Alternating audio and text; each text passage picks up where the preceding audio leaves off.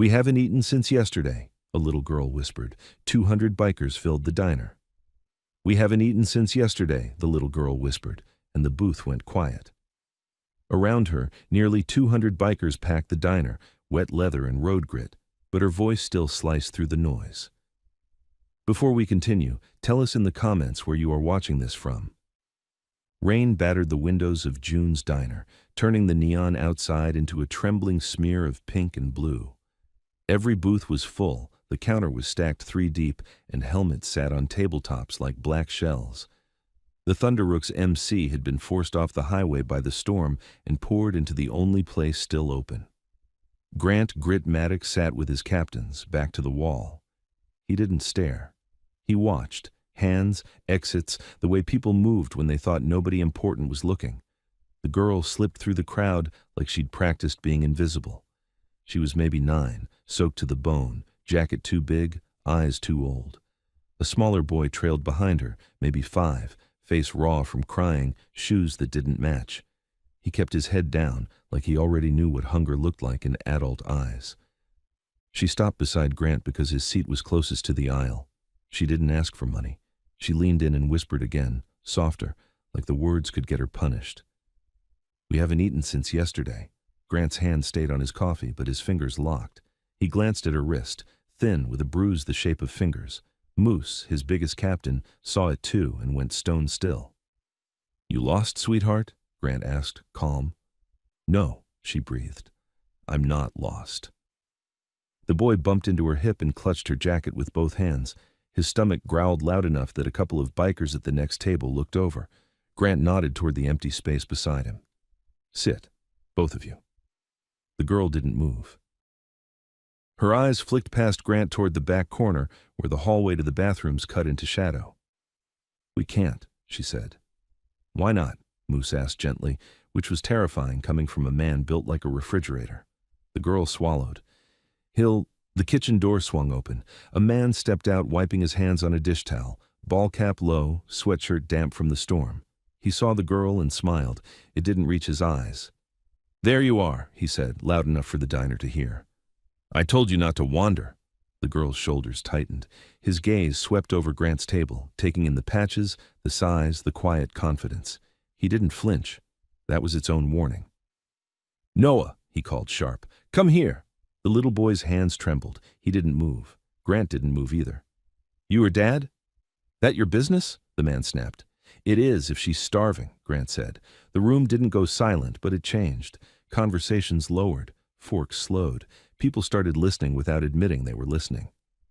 "They ate," the man said, too fast. "Kids say dumb stuff for attention." The girl stared at the table like she was trying to disappear into the wood. Moose leaned forward a fraction. "Funny. They don't look like kids who get attention." The man stepped closer to the booth. "Listen, I appreciate your concern, but we're fine. We don't need charity from—" His eyes caught the rook patch on Grant's vest. "From whatever you people are." Grant's voice stayed even. "We're customers, in a diner, trying to buy 2 kids a meal." The man's gaze snapped back to the girl, and for half a second, his mask slipped. Pure, impatient anger. "Come on," he said to her low. The girl's mouth opened. No sound came out. Then she did something small, almost invisible. Her hand slid down the side of the booth, like she needed the support. Her fingers curled, thumb tucked, fingers folded. "Help." Grant's pulse hit hard. He set his mug down carefully. "What's your name?" he asked, like he didn't already hear it. "Ava," she whispered. "That's Noah." Grant lifted his hand toward the waitress. Marlene had been running plates since the rooks arrived, tired eyes but sharp. "2 plates," Grant said, "fast, and hot chocolate." Marlene hesitated, eyes flicking to the man. The man cut her off. "They're not ordering. We're leaving." Grant didn't raise his voice. "They're staying until they eat." The man's smile thinned. "You don't get to tell me what my kids do." Grant stood. No shove, no swagger. Just up, full height in that cramped booth, so the man had to look at him instead of through him. "Then prove it," Grant said. "Tell me your birthday." Ava flinched as if the question was a slap. The man blinked, jaw tightening. "Don't be stupid." Moose stood too. Then Tank. Then a few more rooks from nearby tables rising like a slow wave, not threatening, just present. 200 bikers didn't have to bark. They only had to take up space. The man's eyes darted. Kitchen, exit, back hallway, calculating. Marlene came anyway, hands shaking, and set down 2 plates, pancakes, butter melting, steam rising like a promise. Noah reached for them before he could stop himself. He tore off a piece and shoved it into his mouth, chewing too fast, tears leaking from the corners of his eyes from heat and relief. Ava stared at the food like it might explode. Grant sat back down, forcing normal into the air. "Eat," he told her. "Nobody's taken it away." The deputy didn't hurry. He stepped out of the hallway like this was his diner, badge catching the neon. Young, neat haircut, name tag, Deputy Harlan. His eyes went straight to Grant's patch, then to the man with the towel. The man relaxed the moment he saw him. "Evening, Harlan. Got a situation. These bikers are harassing my kids." Grant kept his hands open on the table. "2 kids said they haven't eaten since yesterday," he said. "She's got bruises." He's shaking. "That's the situation." Harlan glanced at Ava's wrist. He saw the finger-shaped bruise. He looked away. "Sir," he said to the man, "you want to leave?" "Yeah, right now." Harlan nodded like that was law. "Then you're leaving. You folks can't detain anybody." Grant's voice stayed even. "Ask her one question. Ask the girl if that's her dad." Harlan's smile showed up for a second, polite and empty. He bent slightly. "Sweetie, is this your dad?" Ava stared at the pancakes like they were poison. The man leaned close, just enough for his shadow to fall across her plate. "Tell him," he murmured. Ava's lips moved. "Yes," she whispered. Grant didn't look at Harlan. He looked at Ava. Blink once for yes, twice for no. The man's head snapped toward him. Ava blinked twice. Moose's chair scraped back. Harlan saw it too. His jaw tightened, then he smoothed his face back into calm. "Kid's scared," he said. "Big crowd, noise." Grant set his phone on the table, camera pointed up. "Then do it all in front of this." Harlan's eyes hardened. "Turn it off." No. The man reached for Noah's shoulder. Noah flinched so hard his chair squealed, then grabbed a piece of pancake like it was the only thing in the world that belonged to him. Ava's fingers slipped beneath the edge of her plate. She moved like she was fixing a napkin. A small folded receipt slid into Grant's palm. Grant covered it without looking down. Harlan stepped closer, hand resting on his belt. "This ends now." The man's grip closed on Ava's upper arm. Ava winced and Noah started crying, quiet at first, then shaking. Harlan reached toward the boy. And that's when the diner changed again. Boots pushing back chairs, leather shifting, 200 bikers rising at once. Not a shout, not a rush, just a wall of bodies standing, every patch turned toward the booth. Even the locals at the counter went still, forks hovering in midair. Harlan's eyes widened despite himself. He pulled his radio up. "Dispatch," he said, voice tight. "Send units to June's Diner, now." The man with the towel smiled like he'd been waiting for that call. Grant finally unfolded the receipt in his fist. 3 words, written in a child's shaky print, "Don't let him." Harlan's radio crackled, and the sound was like gasoline hitting a flame. "Dispatch, send units to June's Diner, now." Grant didn't blink. He slid his phone closer to the edge of the table so the lens caught Harlan's badge, the man's hand on Ava's arm, Noah's tears, the whole scene in one frame. If this town wanted darkness, fine, he'd make them do it under a spotlight. Marlene stood frozen with a coffee pot in her hands, knuckles white. Behind her, the cook stopped moving entirely, spatula hovering above the grill like time had stalled. Ava's eyes were locked on Grant's palm where the receipt had disappeared. "Don't let him." 3 words that didn't belong to a kid unless someone had made her learn what begging meant. The man in the cap squeezed Ava's arm harder, and her face tightened like she'd swallowed pain instead of air. "All right," Grant said quietly, not to Harlan, straight to the man. "Let her eat, then you can talk." "We're done talking," the man snapped. "You want to play hero? Take it up with the law." Harlan's expression didn't change, but his stance did. Feet planted, shoulder angled, the kind of posture you take when you already decided how this ends. "You heard him," Harlan said. "Stand down and let the family leave." Moose exhaled once, slow. "You keep calling him family like it's a magic word." Tank's hands clenched at his sides. big enough to snap a chair leg in half without effort. A dozen rooks at the nearest tables had shifted into a loose ring without even thinking about it, bodies forming a buffer between the booth and the exits. The locals noticed. A man at the counter leaned to his wife and whispered something urgent. A teenager in a hoodie started filming, then thought better of it and shoved his phone into his pocket when Harlan looked his way. Grant lifted his palms, open, calm. "Nobody's touching anybody," he said. "We're going to keep this clean." The man snorted. "Clean? You roll in here with 200 of your buddies and think you can intimidate a town?" Grant's eyes stayed on Ava. A town shouldn't need intimidation to feed kids. Noah was still clutching a torn piece of pancake, chewing like he didn't believe he'd get another bite. Butter shined on his lips. His hands shook so badly the food kept breaking apart. The man reached for Noah's shoulder again. Noah flinched violently and slid under the table, knees bumping the metal support.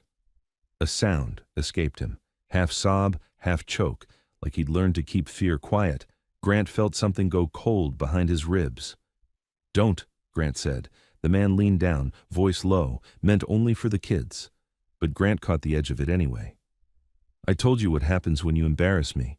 Ava's eyes flooded. She didn't move. She didn't run.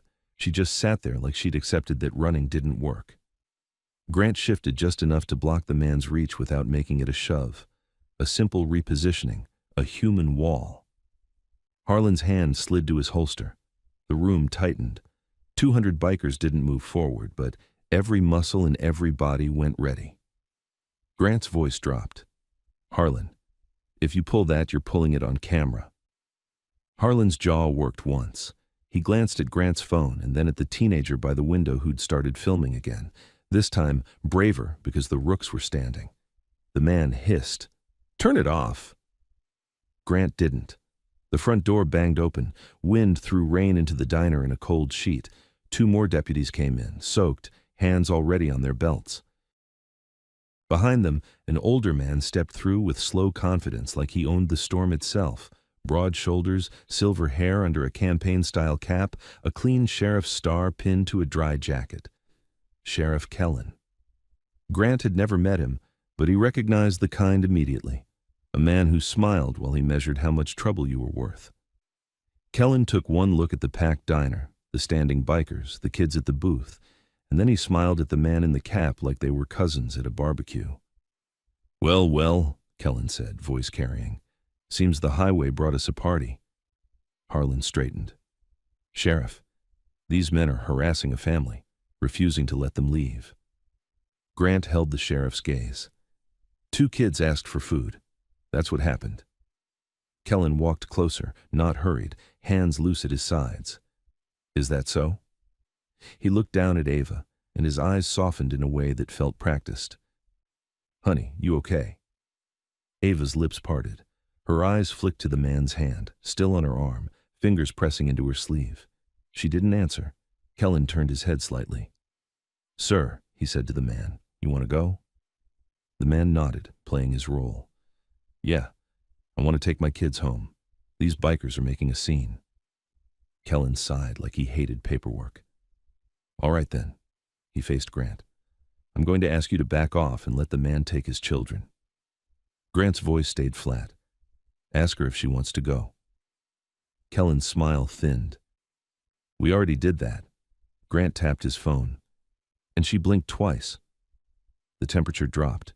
Kellen held Grant's stare for a long beat, then glanced at the phone like it offended him. "You recording?" "I'm documenting," Grant said, "because something's wrong here." Kellen nodded slowly, as if considering. "Mr. Maddox, right?" He said the name like it had weight he'd known for a while. "Thunder Rooks." Grant didn't react. He didn't confirm. He didn't deny. Kellen continued anyway. "Let me explain something. This is a small town. We keep things peaceful. You and your club rolled in and turned a family dinner into a standoff." Moose rumbled, "Family dinner? Those kids are starving." Kellen's eyes slid to Moose, amused. "And you're a doctor now?" Moose took a single step forward. Not aggressive. Just enough to remind the sheriff what 200 bodies looked like up close. One of the deputies behind Kellen shifted, nervous. Kellen didn't. He simply raised his voice like a teacher correcting a classroom.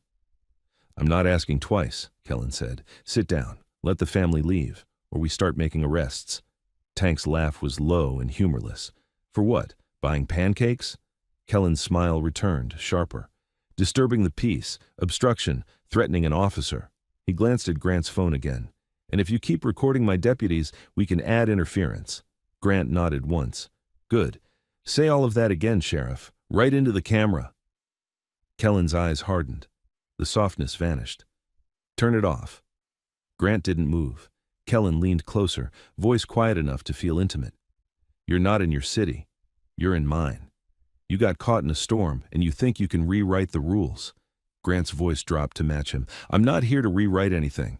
I'm here to make sure 2 kids don't vanish behind your badge. For the first time, Kellen's calm slipped. Not anger. Something uglier. Annoyance at being challenged in front of witnesses. He straightened and nodded at Harlan. Remove them. Harlan stepped toward the booth. Moose moved, fast. He didn't touch Harlan. He just slid between him and the kids, shoulders wide, palms open like a bouncer blocking a door. Harlan stopped short, breath tight. Move, Moose's voice was low. You're not reaching for that boy. Kellen's eyes flicked across the diner. He saw the locals watching. He saw the teenager filming. He saw Marlene trembling behind the counter, and he saw Grant's phone. Kellen chose a different target. Fine, he said louder. Then we do it this way. He pointed at Moose. You, under arrest for obstructing. The diner exploded, not with fists, but with sound. Chairs scraped. People shouted. Marlene gasped. Noah started crying again, harder this time, because suddenly every adult voice became a weapon. Grant lifted his hand high, sharp motion. Nobody swings, he barked. The rooks froze on that command alone. They didn't obey Kellen. They obeyed Grant. Kellen signaled, and one deputy grabbed Moose's wrist. Moose didn't resist. He just looked at Grant, steady, like he was saying, do what you came to do. Harlan snapped cuffs on him with a little too much satisfaction. Noah's sobs turned into hiccuping panic. Ava's face went pale. The man in the cap tightened his grip on Ava and leaned down, whispering something that made her shoulders fold inward. Grant kept his eyes on Ava's hands. She was doing it again, fingers moving under the edge of the table, sliding something forward. Grant shifted his knee and let it fall into his palm without looking. A key card, white plastic, a faded logo stamped on it, something like a green leaf with a cross. A clinic. Grant closed his fist around it and forced his voice to stay calm. Sheriff, Grant said, you're arresting a man for standing between a deputy and a crying child. Kellen's grin was all teeth. I'm arresting him because I can. He nodded at the man in the cap. Take your kids and go. The man yanked Ava up. Noah scrambled out from under the table, face wet, and the man grabbed him by the collar like he was luggage. Ava's eyes met Grant's for a fraction of a second, and in that glance was the whole truth. If they left, they weren't coming back. Grant stepped forward, one step. Kellen raised a hand, stopping him like a traffic cop. Next step, Kellen said softly, and you'll spend the night in my jail. All of you. Grant held still. Because sometimes the only way to save someone was to let them walk away long enough to follow. The man dragged the kids toward the door. Noah turned his head once, reaching backward with a tiny hand, fingers opening and closing like he was trying to grab air. Ava didn't look back. The door swung open, and the storm swallowed them. The door slammed behind them, and the diner held its breath. For 2 full seconds, nobody moved, like the whole room was waiting to see if the storm would spit the kids back out. Then, Grant turned his head just enough to look at Kellen again. Moose stood cuffed beside the booth, calm in a way that made the deputies uneasy. His wrists were thick, the steel biting into skin that looked like it had never flinched at pain. Kellen adjusted his jacket like he'd just restored order to the universe. Everybody sit down, he said. Eat your food, let the weather pass, and don't make me come back in here. The teenager by the window kept filming, phone shaking. Harlan noticed and took one step toward him. Don't, Grant said. Harlan paused. Grant's voice was steady, conversational, but it carried. You touch that kid's phone, I put my entire club's cameras on your face until the day you retire. Kellen's smile came back tight at the edges. Threats now? Promises, Grant replied. Kellen held the stare for a beat, then nodded to his deputies. We're leaving. We've got a prisoner. Moose didn't look at Kellen. He looked at Grant. The message was in his eyes. Don't waste this. Grant's fingers were still closed around the keycard in his pocket, the plastic edge pressed into his palm like a reminder that Ava had risked everything to pass it. Kellen started toward the door with Moose between two deputies. Harlan stayed a half step behind, eyes flicking across the room, memorizing faces. Grant raised his phone and spoke clearly, like he was narrating a receipt. Sheriff Kellen, Deputy Harlan. Moose is being taken for obstruction at June's Diner on, he checked the time, 9:47 p.m. If he's hurt, missing, or doesn't walk out, that's on you. Kellen stopped at the door and looked back. You think the internet is going to save you? Grant nodded once. No, but it'll bury you. Kellen laughed softly like a man hearing a child threaten a bear. Then he pushed into the rain and disappeared. The diner didn't go back to normal. Marlene set the coffee pot down like it weighed 50 pounds. Her hands were shaking so badly she had to grip the counter to keep herself upright. Grant stepped toward her, lowering his voice. You know those kids, Marlene swallowed. I don't, Tank said quietly, and she flinched like he'd hit her. Tank softened his tone immediately. Not don't talk, don't lie. You saw what we all saw. Marlene's eyes glistened. She glanced at the kitchen, then at the windows, like she expected deputies to storm back in. They come in sometimes, she whispered. Not often, always late, always quiet. Who's they? Grant asked. Marlene's mouth trembled. People, families, men. They say it's a custody thing, a domestic. Sheriff says stay out of it. Grant held her gaze. You ever see the mother? Marlene hesitated, then nodded once. A few times. Not lately. Grant's fist tightened around air. Where do they take them? Marlene shook her head, almost crying. I don't know. I don't want to know. In a town like this, knowing is how you get swallowed.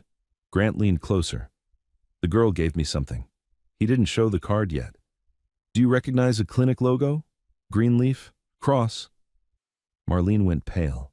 Her eyes flicked toward the far end of town, even though the walls blocked everything. St. Alara Family Clinic, she whispered. They do charity care. Sheriff's wife runs their fundraiser every spring.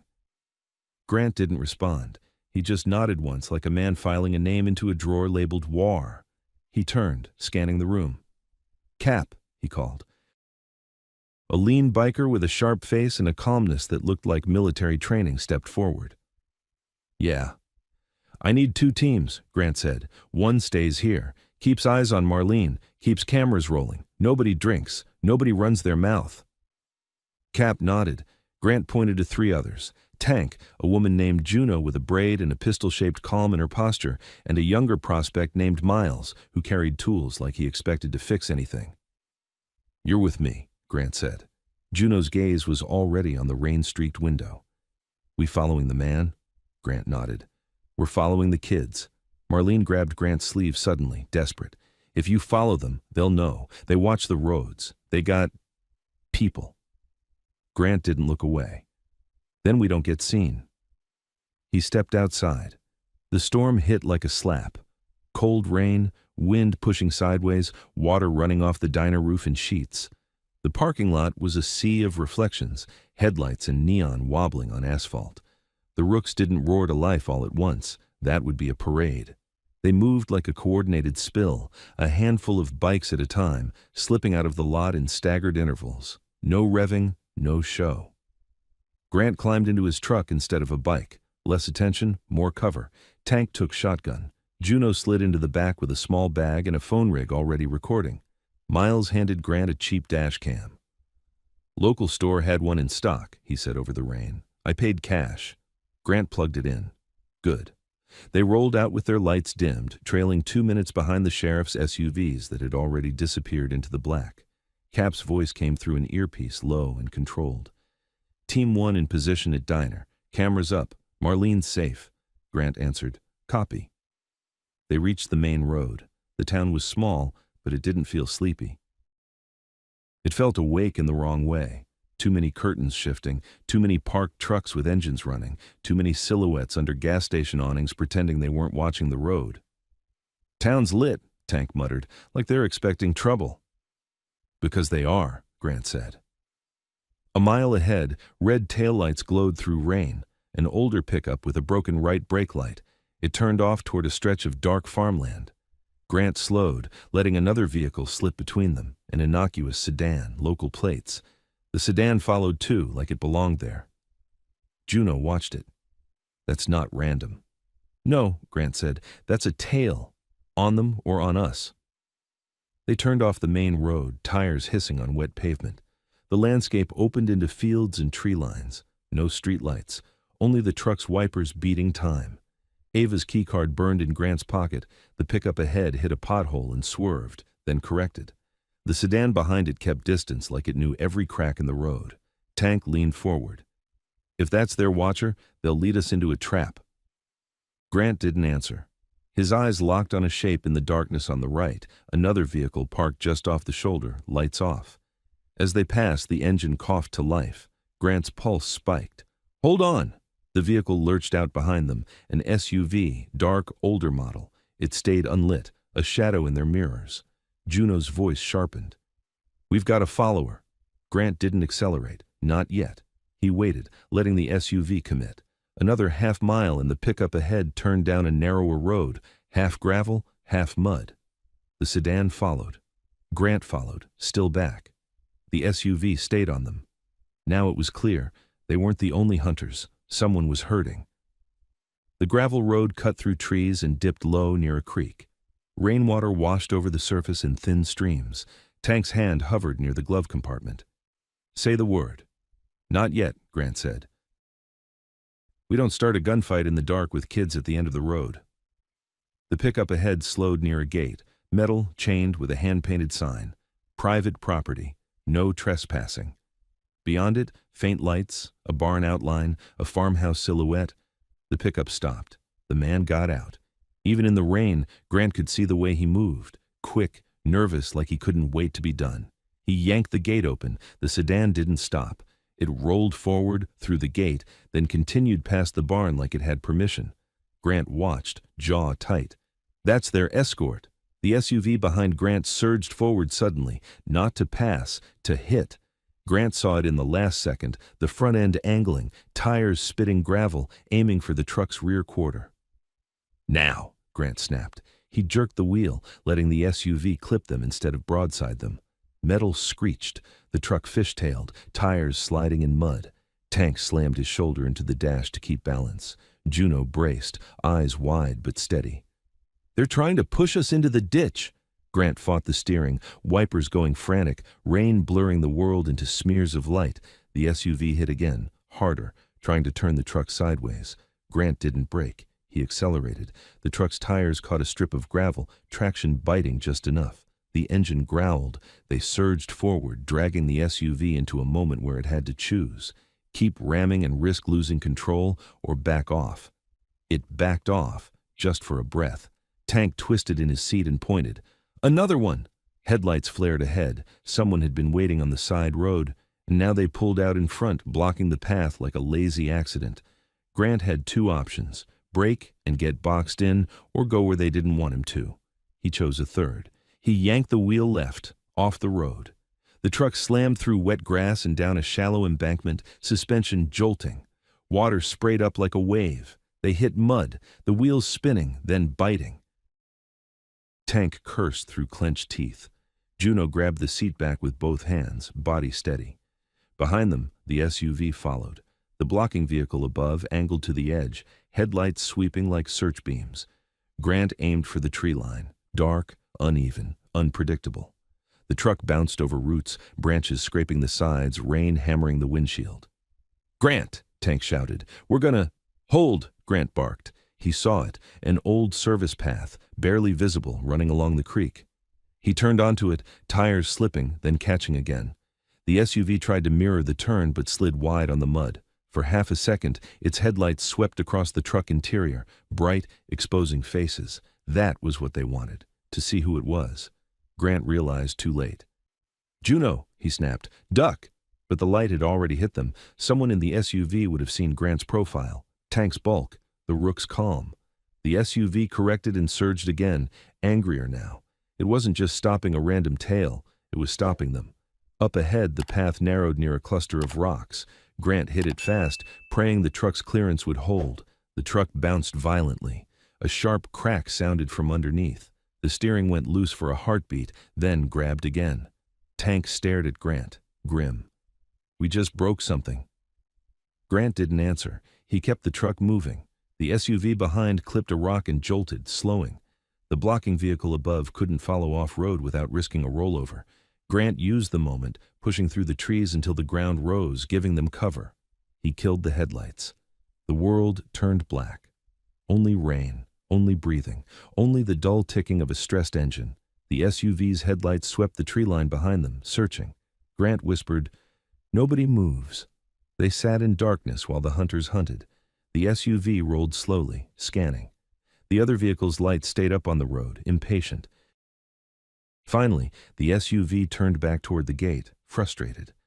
Grant waited until the lights were gone, then exhaled. Tank's voice was low. "They know it's us now." Grant reached into his pocket and pulled out the keycard. He wiped rain from it with his thumb, revealing the faded logo again, green leaf and cross. "Good," Grant said, "because now I know it's them." He looked through the trees toward the faint glow of the farm buildings in the distance. Somewhere over there, Ava and Noah were being dragged into whatever the town called home.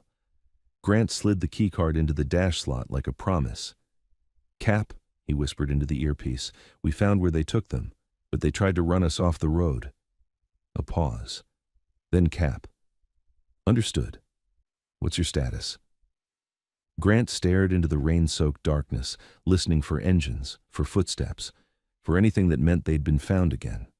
Then, from the direction of the farm, a sound cut through the storm, thin, sharp, unmistakable, a child screaming, and right as Grant reached for the door handle to go on foot, his phone buzzed in his lap with a notification from Team 1. "Moose just made it to the sheriff's station, and he's not alone." Grant's truck sat dead dark in the trees, rain drumming the roof like a warning. The scream from the farm had already been swallowed by wind, but it left something behind in the air, proof that Ava hadn't been exaggerating, and proof that whatever waited past that gate wasn't home. Tank's hands were clenched so hard his knuckles looked pale even in the dim glow of the dashboard. Juno had her phone rig out, recording the darkness like it mattered. In this town, it did. Grant pressed the earpiece tighter, voice barely above breath. "Cap, say that again." Cap's response came steady, controlled, too controlled for what he was saying. Moose arrived at the sheriff's station. They didn't take him inside alone. Kellen brought someone out to the lot, a woman. Grant's throat tightened. "Describe her." "She looks wrecked," Cap said. "Barefoot, wrapped in a thin blanket like she just came out of a cell, bruises on her neck. She's moving like she's scared of every sound." Tank whispered. "That's their leverage," Cap continued. "Kellen's making a show of it. Like, see what happens when you cause trouble. They've got her standing where our cameras can see her, but not close enough to talk." Grant stared through the windshield at the faint farm glow between trees. "Keep eyes on her. Nobody engages unless I say." "Copy." Juno leaned forward from the back seat, voice low but sharp. "If that's Ava's mom, she's at the station, not the farm." Grant didn't answer immediately. He turned the key just enough to power the dashboard light and pulled Ava's keycard from the slot.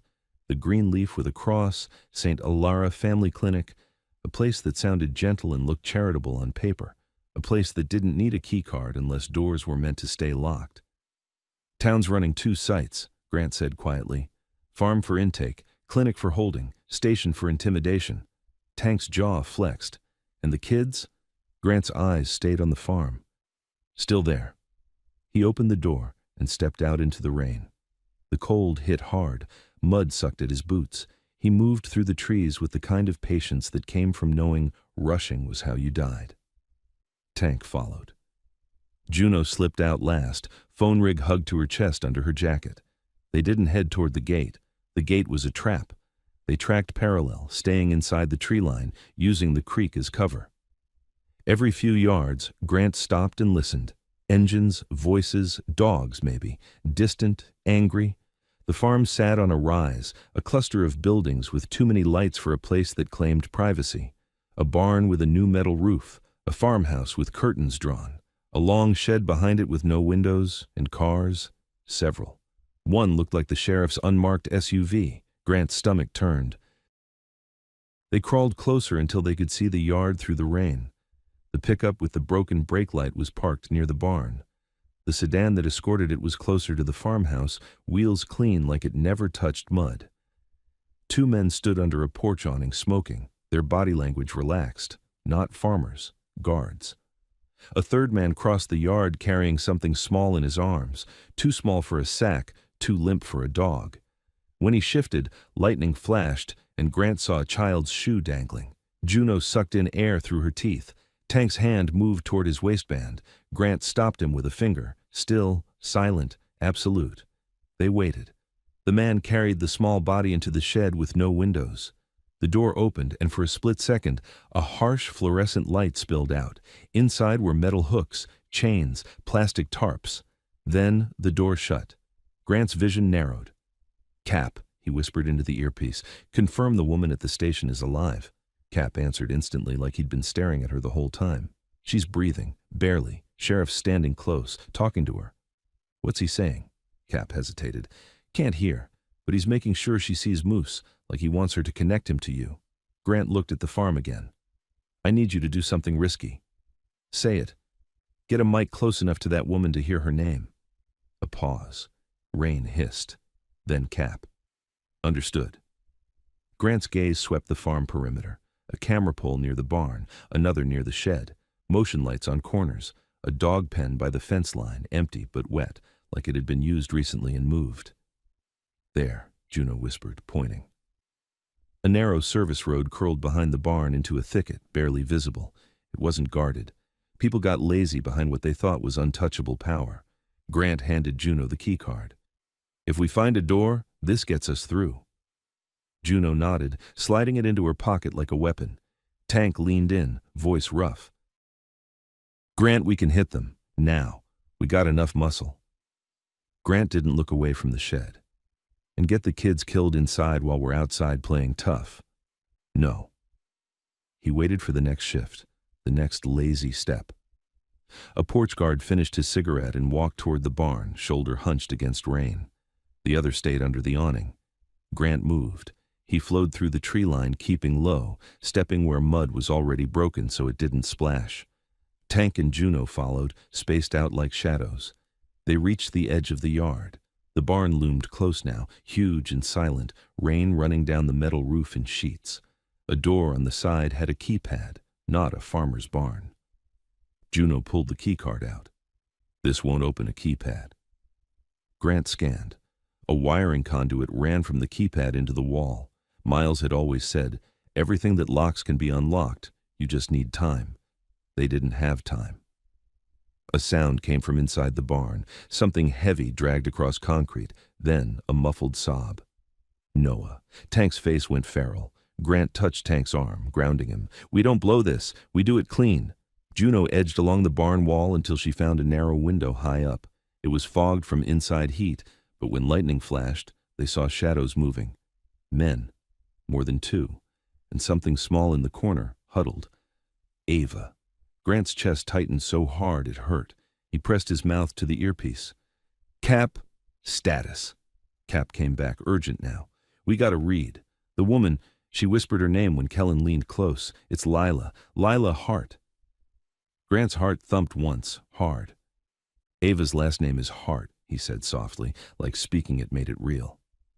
Cap continued. "Kellen just said something to her and pointed at our cameras. She started shaking. Moose tried to step toward her and Harlan shoved him back. They're doing this on purpose." Grant stared at the barn wall. "Kellen wants us to storm the station and look like animals." "Yeah," Cap said. "He wants a headline." Grant's mind clicked into place. Two sites, two traps, one solution. Split them without letting them choose the battlefield. "Cap," Grant said, "I'm sending you a name. St. Alara Family Clinic. Find it. Get eyes. Don't engage until I say." Cap didn't ask questions. "Copy. Moving." Grant looked at Juno. "We need inside that barn without setting off the yard." Juno's eyes flicked to the keypad conduit. "We can't cut power without lights popping and someone noticing." Tank's gaze went to the rain barrel line along the barn side. What about the roof? Grant followed his line. Rain, metal roof, gutters, a side ladder half hidden behind stacked hay bales. Grant nodded once. Roof. They moved to the hay bales, climbing in silence. Tank went first, muscles controlled. Grant followed. Juno last, phone rig strapped tight so it wouldn't clatter. They reached the ladder and started up, rain slicking every rung. Above them, thunder rolled like a warning. At the top, Grant hooked his hand over the roof edge and pulled himself onto the metal. The surface was slick as ice. He spread his weight and crawled, keeping low, moving like a man who'd learned how to survive on bad ground. Tank followed, then Juno. They reached a roof vent, square with a loose metal grate. Warm air pushed up from inside, smelling like animals and something chemical that didn't belong on a farm. Grant eased the grate up. It squealed. He froze. Inside, footsteps stopped. A voice barked, "You hear that?" Grant held still, breath trapped. Rain hammered louder. The wind picked up. After a long second, the footsteps resumed. Grant lowered his face to the vent and peered down. The barn interior was lit with harsh fluorescence. A row of stalls had been converted into cages with welded mesh. In one cage, 3 kids huddled together, thin arms wrapped around knees. Ava was there, face streaked with grime, eyes wide and dry like she'd run out of tears. Noah was on the floor near the cage door, hands tied behind his back with zip ties, a strip of duct tape half torn from his mouth. His cheeks were red from crying. His eyes were glassy with panic. 2 men stood over him arguing, irritated like he was a broken tool. "Should have kept him quiet," one said. "He wouldn't shut up," the other replied. "Boss said we move them tonight anyway." Tonight. Grant's stomach dropped. They weren't waiting for paperwork. They weren't waiting for the storm to pass. They were moving kids in the rain because the rain hid noise. Grant's fingers curled around the roof edge until metal bit skin. Juno looked at him, reading his face without words. "We need a distraction." Grant nodded slowly. "We need them looking away from that cage door for 10 seconds. Tank's voice came out like gravel. "I can give you 10. Grant grabbed Tank's sleeve, holding him back.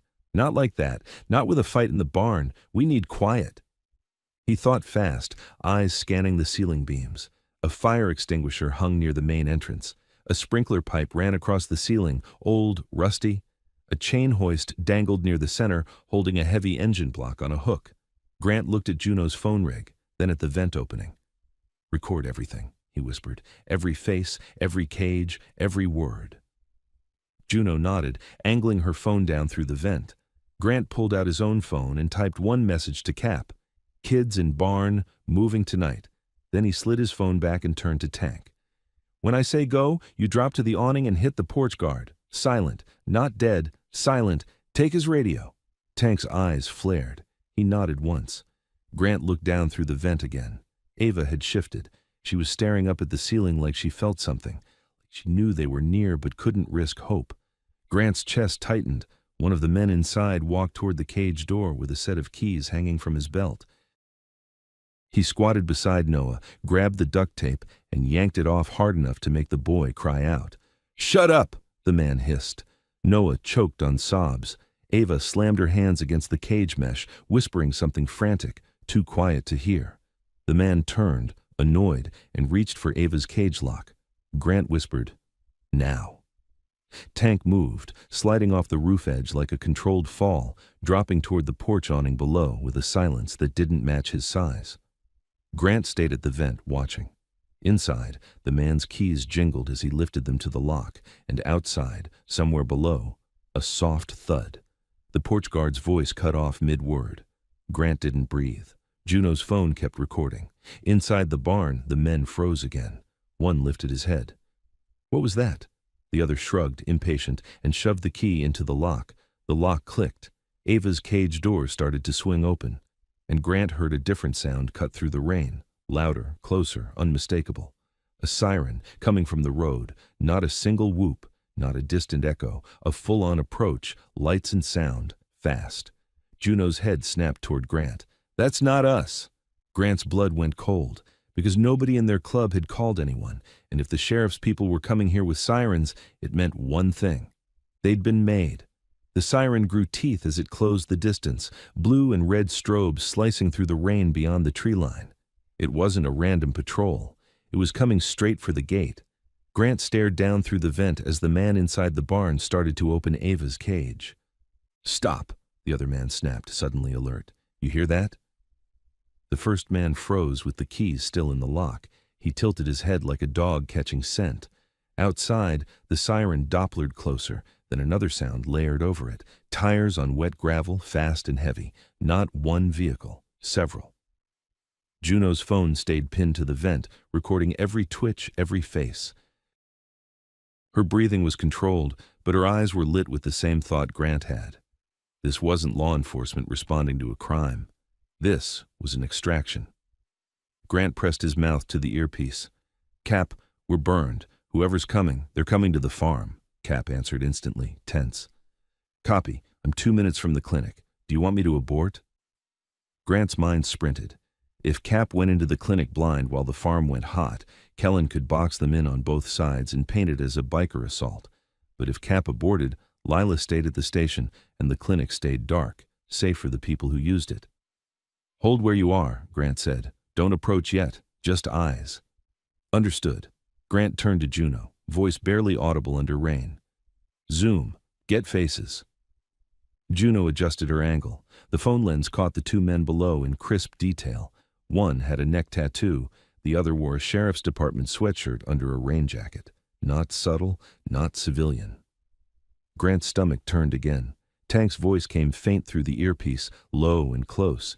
He'd taken the porch guard's radio and keyed into their line. "Porch guard down, alive, radio secured." "Good," Grant whispered. "Stay hidden." Tank didn't answer with words. He didn't need to. The siren suddenly cut off. Silence hit so hard it felt like pressure in the ears. Then headlights flooded the yard. 2 SUVs rolled through the gate without slowing, followed by a pickup with a light bar mounted behind the cab. They didn't announce. They didn't speak. They moved like a team that had done this before. Men jumped out, rain bouncing off their jackets. Flashlights snapped on. Rifles, short, compact, held low but ready. No uniforms, just patches and confidence. Grant watched from the roof vent as one of the arrivals strode to the barn door and slapped it twice. A coded knock. Inside, the man with the keys exhaled, relieved. "Finally," the other man muttered. "Took 'em long enough." Grant's blood went cold for a different reason. This was scheduled. Moving the kids tonight wasn't a panic move. It was the plan. The barn door opened and the arrivals poured in. Grant kept still, body flat to the roof, rain soaking his back through leather, while below, the barn filled with men like a flood. More voices, more boots, more flashlights swinging across cages. Noah's muffled crying turned into thin, terrified whimpers. Ava stood in the cage, fingers hooked through the mesh, eyes wide, staring at the men like she knew which ones would hurt first. Grant's fingers tightened on the roof edge until pain sharpened his focus. One of the new men, broad, older, a shaved head, looked straight up at the ceiling beams as if he felt something. Then he shrugged, unimpressed, and turned to the man with the keys. "Load 'em," Shaved Head ordered. "Now." A different man, younger, pulled out a phone and started recording the cages, like inventory, like proof of delivery. Grant leaned closer to the vent, listening. "Truck's ready," someone said. "Route's clear. Sheriff said state boys won't be out in this weather." State boys, not local. Kellen had reach. The man with the keys yanked Noah up by the arm like he weighed nothing. Noah's feet dragged. He tried to scream through the duct tape, but only a wet sound came out. Ava slammed her hands on the mesh. Don't take him!" A hand cracked across her face so fast Grant barely registered it. Ava's head snapped sideways. She didn't fall. She just went quiet in that dead way kids go quiet when they learn noise costs. Grant swallowed something hot and metallic. Juno's jaw trembled. She didn't stop recording. Shaved Head nodded at the cages. "All of them. Same order. You know the list." Another man laughed. "Somebody's paying extra for the little boy, apparently." Noah twisted, eyes wild, searching the barn for anything familiar. He found nothing. Grant's chest tightened until it felt like his ribs might split. He whispered into the earpiece, controlled, but edged with steel. "Tank, I need you at the barn's main door. Quiet. You're going to create a problem outside that forces 2 men to peel off. Only 2. Tank's response was immediate. Copy. Grant continued. Not gunfire. Something they can't ignore. A pause. Tank. Understood. Grant looked at Juno. When they open that barn door to move them, we drop in. Juno's eyes widened. Drop in where? Grant pointed at the chain hoist hanging near the center of the barn ceiling. We ride that down. Juno stared at him like he'd lost his mind, then nodded once, because there wasn't another option that didn't end with kids in a truck. Inside, the men started unhooking cage locks. The metal clanked. Ava flinched at every sound. The barn's big sliding door shuddered as someone began pulling it open. Cold rain blew in, and headlights from outside painted long, hard shadows across the floor. Grant's breath slowed. He adjusted his grip on the vent edge, feeling the slick metal, measuring the distance. He didn't have a rope. He didn't have time. He had gravity and timing and the fact that none of these men expected danger from above. Then it happened. Outside, a sudden engine roar cut through the rain. Not a bike, not a truck, a generator. The yard's floodlights flickered once, twice, then went out. Darkness swallowed the farmyard so fast the men inside the barn shouted in surprise. "What the hell?" someone barked. Flashlights snapped on in a panic. Beams jittered. Boots shuffled. The whole smooth operation hiccuped. Grant heard Tank's voice faint on a stolen radio channel, distorted. "Hey! Hey! Somebody's messing with your power!" Perfect. Two men near the barn entrance moved toward the door, flashlights swinging. "Go check it!" That was the peel-off Grant asked for. The big barn door slid open farther, and cold air poured in.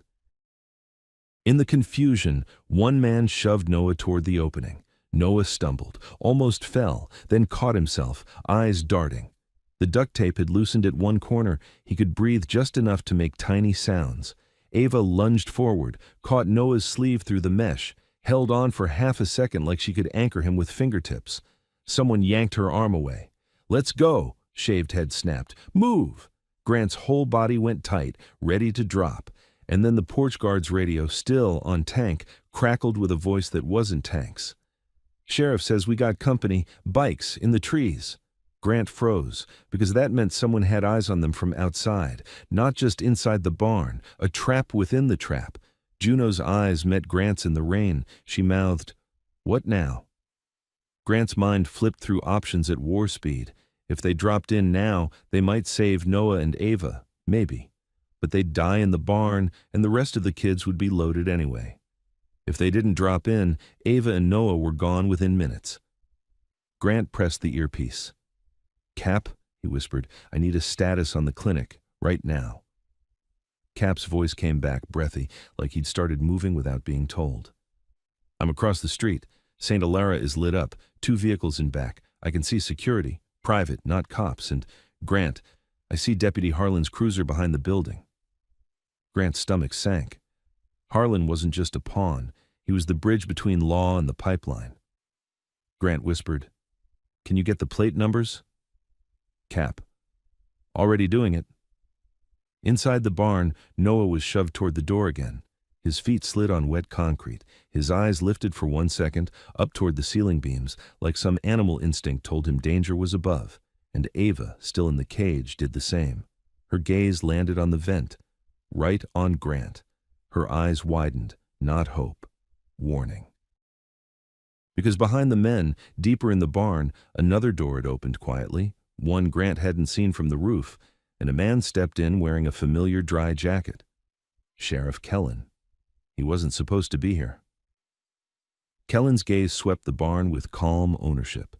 Then his eyes lifted, slow and deliberate, to the ceiling, to the vent, to Grant. And Kellen smiled, like he'd been waiting for this exact moment. He raised his hand, 2 fingers, and pointed upward. "Up there," he said, almost pleasantly. "Get them off my roof." Grant's lungs locked. Flashlights snapped toward the beams. Boots shifted. Metal clanged as someone grabbed the ladder to the loft. Juno's phone was still recording, but her hand had started shaking. Grant leaned closer to her ear, voice flat and deadly calm. "When I say jump, you jump. Don't hesitate." Juno swallowed hard. "Where?" Grant didn't answer, because below, Kellen walked to Noah, crouched, and peeled the loose corner of duct tape away, just enough to speak directly into the boy's face. Noah's eyes went wide with terror.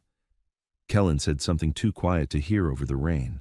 Then Noah started screaming anyway, the sound ripping through the barn like a blade, and Ava slammed her fists against the cage so hard her hands bled, and the men started climbing toward the rafters, fast, while Kellen kept smiling up at the vent like he was watching an animal in a trap. Grant didn't think. He moved. "Jump," he said.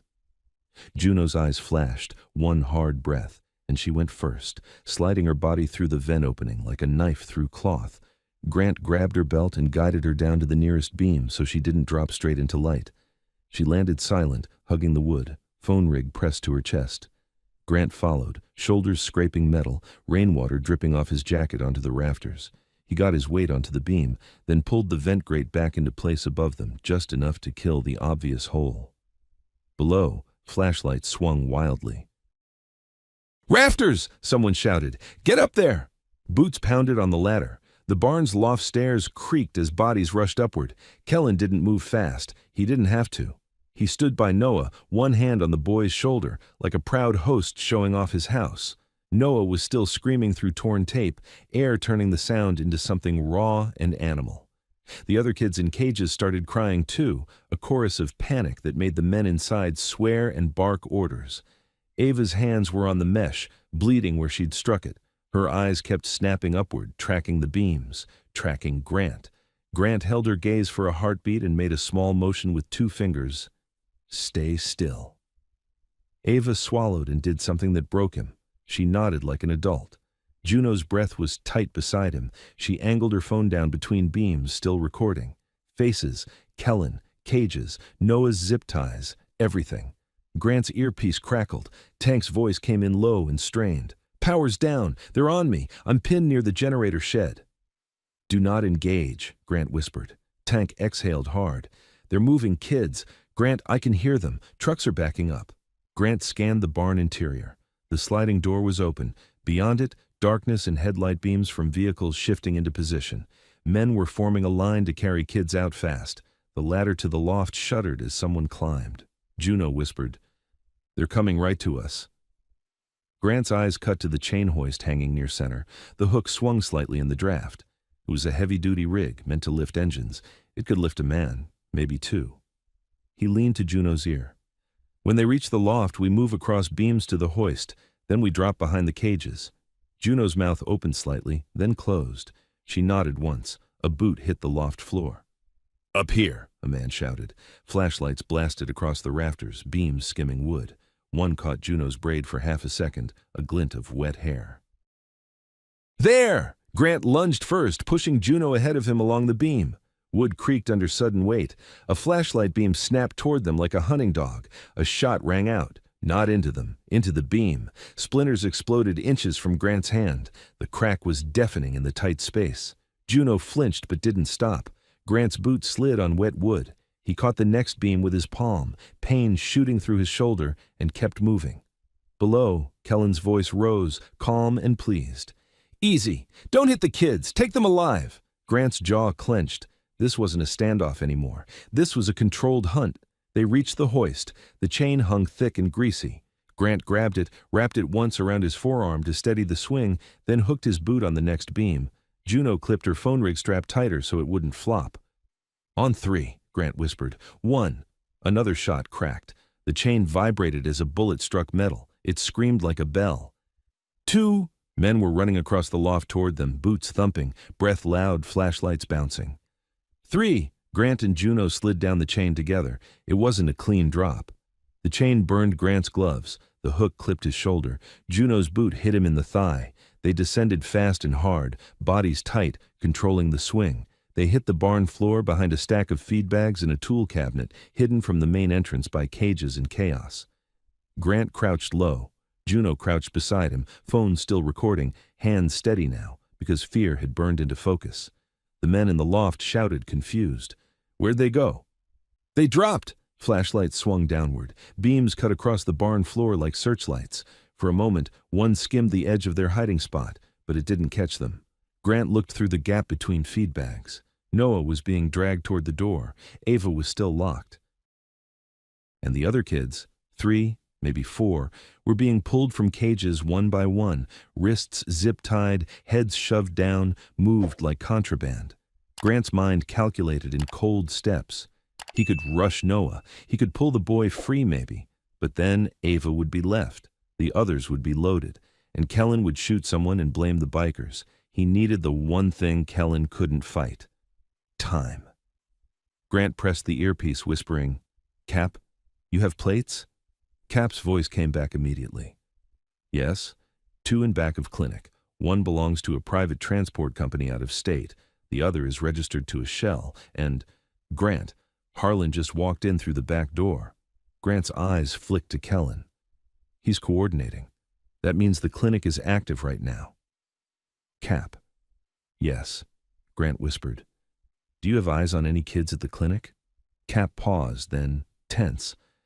"I can't see inside, but I hear movement, doors, someone crying, faint." Grant's pulse hammered. There were kids here, and kids there. Kellen had split them on purpose, so no single rescue could save them all. Grant stared at Ava's face through mesh. She looked at him again, silent, pleading without asking. Juno leaned close. "We can cut that cage lock."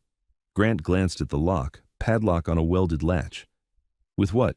Juno's hand slipped into her bag. She pulled out a compact bolt cutter, small but heavy.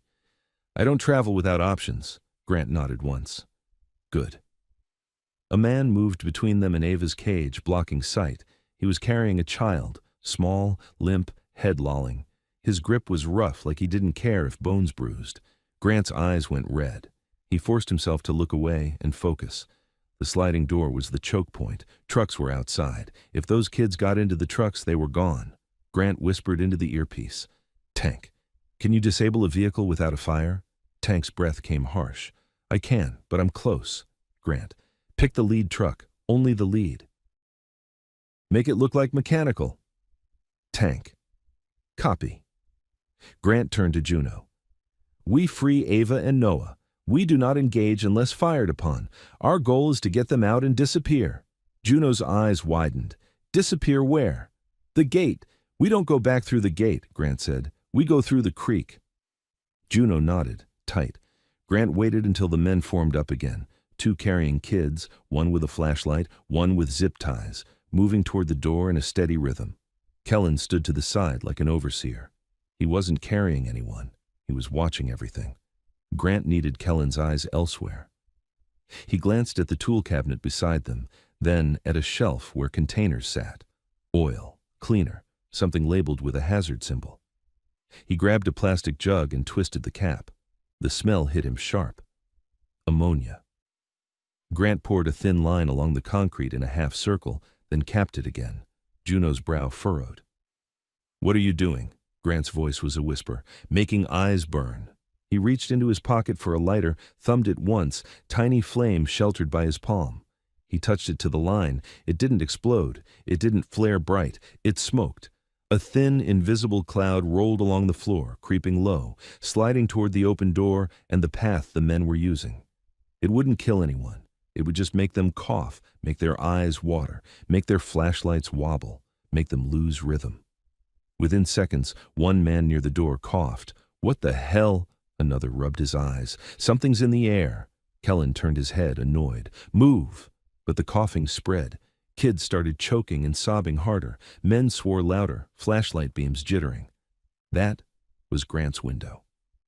He and Juno moved low and fast, hugging cages, staying behind the chaos. They reached Ava's cage.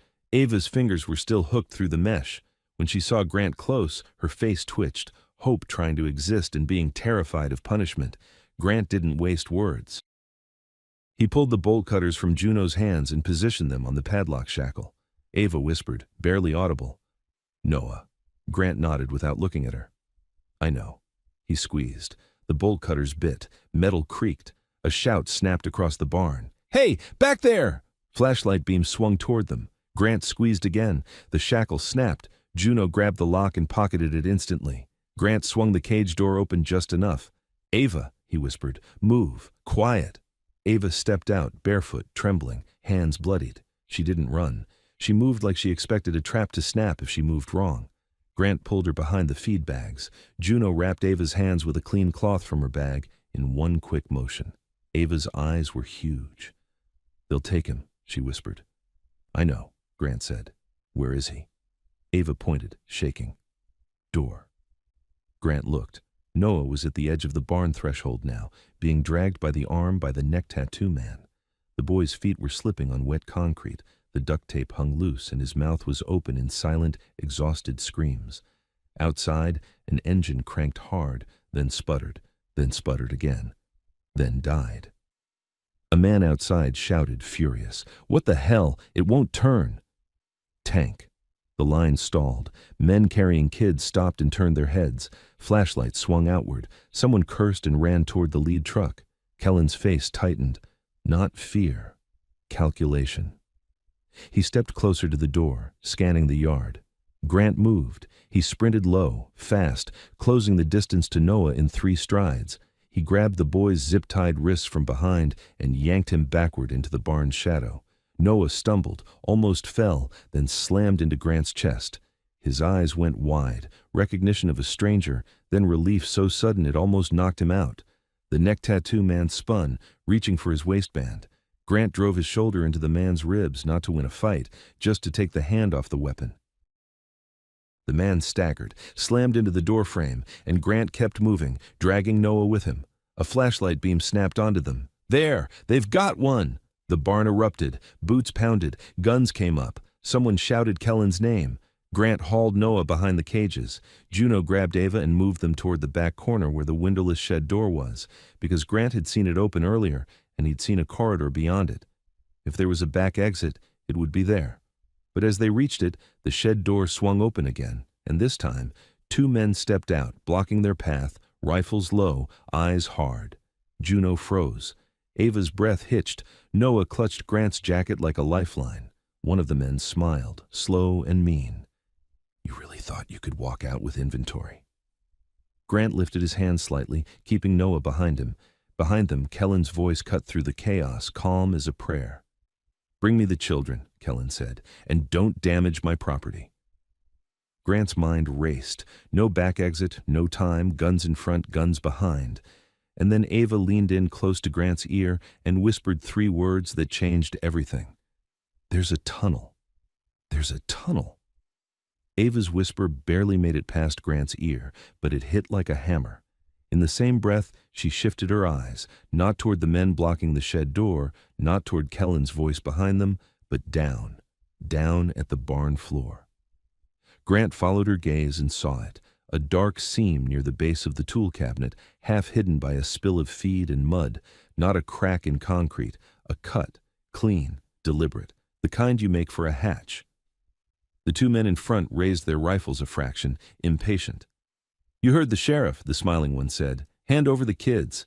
Grant lifted his hands a little higher, palms out, the universal sign of compliance. He kept his body angled so Noah was covered by his torso and Ava by Juno's shoulder. "All right," Grant said, breathing steady. "All right." "Nobody needs to—" He took one small step back, like he was giving them space. Then another. The men followed, thinking they were hurting him. Juno understood instantly. She shifted with him, keeping Ava close, keeping her phone rig pointed down and away now so it wouldn't catch a beam and reflect. Noah trembled so hard Grant felt it through his jacket. Grant's boot slid over the seam. He stopped. Kellen's voice came again, closer. "Stop playing games." Grant dipped his chin like he was giving up. Then he dropped. He drove his heel down hard on the edge of the seam. The panel flexed. A hidden latch popped with a dull metal click. The hatch wasn't locked. It was weighted. Ava had known that. Grant grabbed the edge and yanked. The panel lifted just enough to reveal a square of darkness beneath, wet air rising up like a breath from underground, a tunnel. The men in front didn't understand what they were seeing for half a second. Then one of them shouted, "Hey!" Grant kicked the panel fully open. Juno shoved Ava forward without hesitation. Ava dropped into the black. Noah tried to back away, panic taking him, but Grant hooked an arm around the boy's chest and lifted him like a sack, lowering him fast. Noah disappeared into the hole, his small sob echoing once, then swallowed. Juno went next, swinging her legs down, one hand gripping the edge, the other keeping the phone rig pinned tight. The men lunged. Grant snapped the bolt cutters up, one brutal swing into the nearest rifle barrel. Metal clanged. The barrel jumped. The man cursed, momentarily offline. That half-second was everything. Grant dropped into the hole after them. The underground air hit him cold and sour, like damp concrete and old rust. He landed on a narrow metal ladder bolted to the wall, boots slipping, hands catching rungs by instinct. Above, the hatch opening framed chaos, flashlight beams slicing through, faces appearing, Kellen's silhouette stepping into view like a man approaching a stage. Grant descended fast, 10 feet, then 15. He hit the bottom and spun, grabbing the ladder with one hand, reaching up with the other. The hatch stayed open. A flashlight beam stabbed down into the tunnel, bright enough to burn the eyes. Someone shouted, "They went down! Down here!" Kellen's voice followed, calm and pleased. "Seal it. Let them run." Seal it? Grant's blood iced. They didn't need to chase. They wanted him underground. A trap corridor, a kill box, a place where sound didn't travel. Ava's voice came from the darkness ahead, urgent. "This way! Hurry!" Grant shoved forward. The tunnel was narrow and low, concrete walls slick with moisture, pipes running along the ceiling. It wasn't ancient. It wasn't some old storm drain. It was built, and it ran exactly where this operation needed it to run, between farm and something else. Juno's phone light flicked on for 1 second, just enough to show the path. Grant hissed, "Off!" She killed it immediately. They moved by feel, hands on wall, boots sliding on wet concrete, breath loud in their own ears. Noah stumbled. Grant caught him before he hit the ground. The boy's zip ties were still on, wrists behind him. Grant fumbled in the dark with a pocket knife and sawed through them, careful not to cut skin. Noah's wrists came free. He rubbed them, crying silently now, exhausted. Ava led, sure-footed. "There's turns," she whispered. "2 turns in a door." "How do you know?" Grant asked. Ava's answer was bitter and flat. "I cleaned it." Grant's jaw clenched so hard it ached. Behind them, metal screamed. The hatch. Someone was dragging something heavy over it. A slab, a cover, sealing them in. Then, silence. Too quiet. Grant stopped, held up a hand. Juno froze. Ava froze. Noah pressed against Grant's leg. They listened. At first, only rainwater dripping through pipes. Then, a low mechanical hum, not from above, from ahead, a generator underground, and another sound beneath it, faint, rhythmic. A train? No, not a train. An engine, a vehicle moving through a larger space. Grant whispered, "Door, Ava. Where is it?" Ava pointed ahead into the dark. "There." Grant moved forward slowly until his fingers found metal, cold, slick, a door frame set into concrete. He traced the edge. Keycard reader. Juno's breath hitched. She dug into her pocket and pulled out the St. Alara card with the green leaf and cross. "On 3, Grant whispered. "We open and we don't stop. No talking, no lights." Juno nodded, card ready. Grant counted with his fingers instead of words. 1, 2, 3. Juno swiped. A soft beep. The lock clicked. Grant pulled the door open a crack. Light spilled through, harsh fluorescent, white and clinical. And noise. Not barn noise, not storm noise. Indoor noise, carts rolling, voices echoing, a TV somewhere playing too loud, the distant buzz of medical equipment. The tunnel didn't lead to safety. It led to the clinic. St. Alara. Grant eased the door open wider. They stepped into a service corridor lined with stacked boxes and medical waste bins. The smell was antiseptic and something rotten beneath it. Ava's face tightened. "This is where they took Mom," she whispered. Noah clung to Grant's jacket, eyes huge in the bright light. Grant motioned them forward. They moved down the corridor, hugging the wall, heading toward a corner where the sounds were louder. Voices, footsteps, doors opening and closing. Juno's phone rig stayed off, but the recording continued in darkness mode, audio and occasional flicker, enough to prove they were inside if they got one clean face. Grant peeked around the corner. He saw a nurse station, except no real nurses. 2 women in scrubs sat with laptops, but their posture wasn't care. It was paperwork, inventory. A man in a private security jacket stood beside them, arms crossed, pistol visible under his coat. And behind the station, a heavy door with a keypad and a sign that said, "Restricted, Patient Recovery." Grant knew before he opened it. Those weren't patients. Those were people being stored. Ava grabbed his sleeve. The back room. That's the back room. Grant held her gaze. Do you know the code? Ava shook her head, eyes shining. They don't tell kids codes. Grant didn't flinch. He looked past her, down the corridor. A side hallway branched off toward a fire exit sign. At the end, a window showed rain streaking down and a faint glow of parking lot lights. An out. But if they left now, kids stayed inside. Lila stayed at the station, and Kellen would reroute everything the second he realized the tunnel door had opened. Grant's earpiece crackled suddenly. Cap's voice, urgent and whispered. Grant, I'm still across from the clinic. Harlan just came out back with 2 men. They're loading something into the transport van. I think it's... Cap cut off. A sharp thump sounded through the line, like a body hitting a wall. Then static. Juno's eyes snapped to Grant. Cap? Grant tried to speak into the earpiece. Cap, respond. Nothing. Ava's breathing turned ragged. They caught him. Grant's mind did one cold calculation after another. Cap had eyes on the van, on Harlan, on the loading. If they caught Cap, they'd search him. If they searched him, they'd find his comms. If they found his comms, Kellen would know Grant was in the clinic, which meant the clock just hit 0. Grant pressed Noah behind him, Ava behind Juno, and made a decision without any theatrics, just a clean pivot toward the heavy door behind the nurse station. We're not leaving, Grant whispered. Not yet.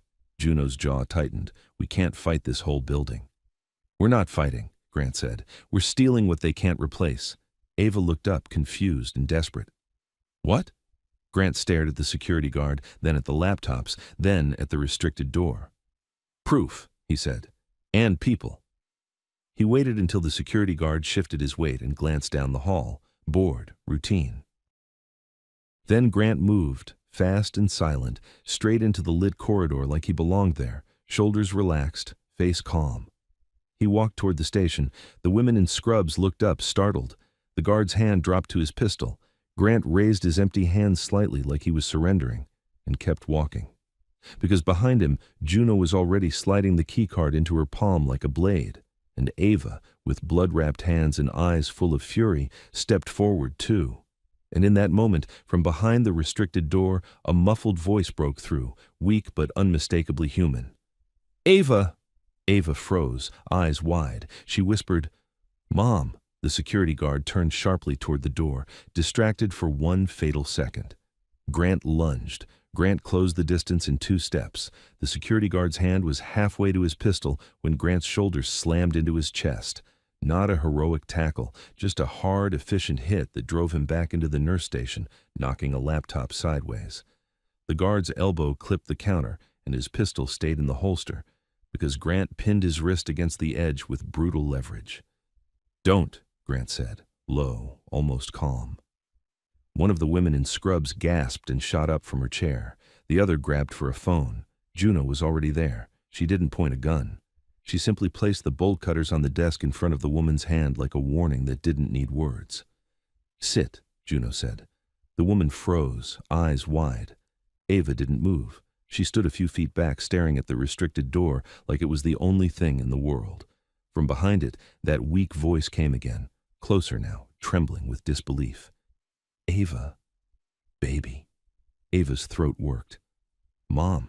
Noah made a small sound, half sob, half question, then buried his face into Grant's side like he couldn't look at what hope might cost. Grant kept the guard pinned with his forearm, then flicked his eyes to the laptops. On screen were spreadsheets and names, rows, dates, transfer fields, a list, inventory. Juno understood instantly. She reached over, snapped photos of the screens with her phone, fast, 1, 2, 3, then pulled a USB stick from her bag and jammed it into the side of the nearest laptop. Password, she said to the scrub woman, voice flat. I don't, the woman stammered. Juno leaned in, eyes cold. You do. The woman's lips trembled. It's St. Alara 22, Juno typed. The laptop unlocked deeper folders. Grant heard the guard's breathing change, anger building. The guard tried to twist free. Grant drove his knee into the guard's thigh, sharp enough to stop motion, not enough to break. The guard grunted and went still, pain forcing compliance. Listen, Grant said into the man's ear. "I don't want to hurt you, but if you reach again, I will." The guard's jaw clenched. He didn't answer. Juno dragged folders onto the USB, invoices, transport logs, intake forms, camera timestamps, names with ages beside them, routes, payments, a network in plain text. Ava took one step toward the restricted door. The scrub woman snapped, "You can't go in there." Ava turned her head slowly. Her eyes were dry and bright, full of something older than fear. "Watch me." Grant released the guard just enough to keep him pinned under the counter edge and reached for the door's keypad. "No code," he murmured. Juno's hand flashed her keycard. Different lock. Grant scanned the wall. A metal plate, a magnetic lock line. If the power was cut, it would release or fail secure. Either way, they didn't have time to test. Noah whispered, "Please." Grant looked at the fire exit sign down the side hallway. The out was still there, but the moment they made noise at that door, the building would wake up. And the building wasn't empty. Cap had been grabbed outside. Harlan was here. Kellen's people would be running both ends. Grant lowered his voice to Juno. 2 minutes. Get what you can. Then we move. Juno nodded without looking up. 30 seconds. Grant shifted his weight off the guard and grabbed the man's jacket collar, yanking him upright just enough to force his eyes to the restricted door. "That door," Grant said. "How do you open it?" The guard swallowed. His bravado cracked under pressure. "Key fob, staff fob." Grant's eyes flicked to the scrub women. "One of you has it." The second scrub woman, the quieter one, shook her head fast. "No, we don't go back there." Grant leaned in. "Then who does?" She stared at him, lips trembling, then whispered, "Harlan." Grant's blood ran cold again. Of course it was Harlan. Juno yanked the USB free and pocketed it. "Got enough." Ava pressed her palm against the restricted door. Her wrapped hands left a faint smudge on the metal. "Mom," she whispered again, voice breaking now. "I'm here." The door answered with a soft thud, someone inside hitting it weakly, like they'd spent too long without strength. Grant made the decision for all of them. "We take the station," he said. Juno snapped her head toward him. "What?" "The station has Lila," Grant said. "Kellen put her there as bait, but it's also where they think we'll never go clean. They think we'll storm it loud." Ava looked between them, desperate. "But my mom is—" "I heard her," Grant said, voice firm, "and we're coming back for her. But right now we need Harlan's fob and we need Cap alive. Because if Cap talks under pressure, they'll bury this clinic before dawn." Noah whispered, "Cap?" Grant looked down at him. "Friend." Juno's eyes narrowed, calculating. "How do we take a station quietly?" Grant pointed down the corridor toward the tunnel door they came through.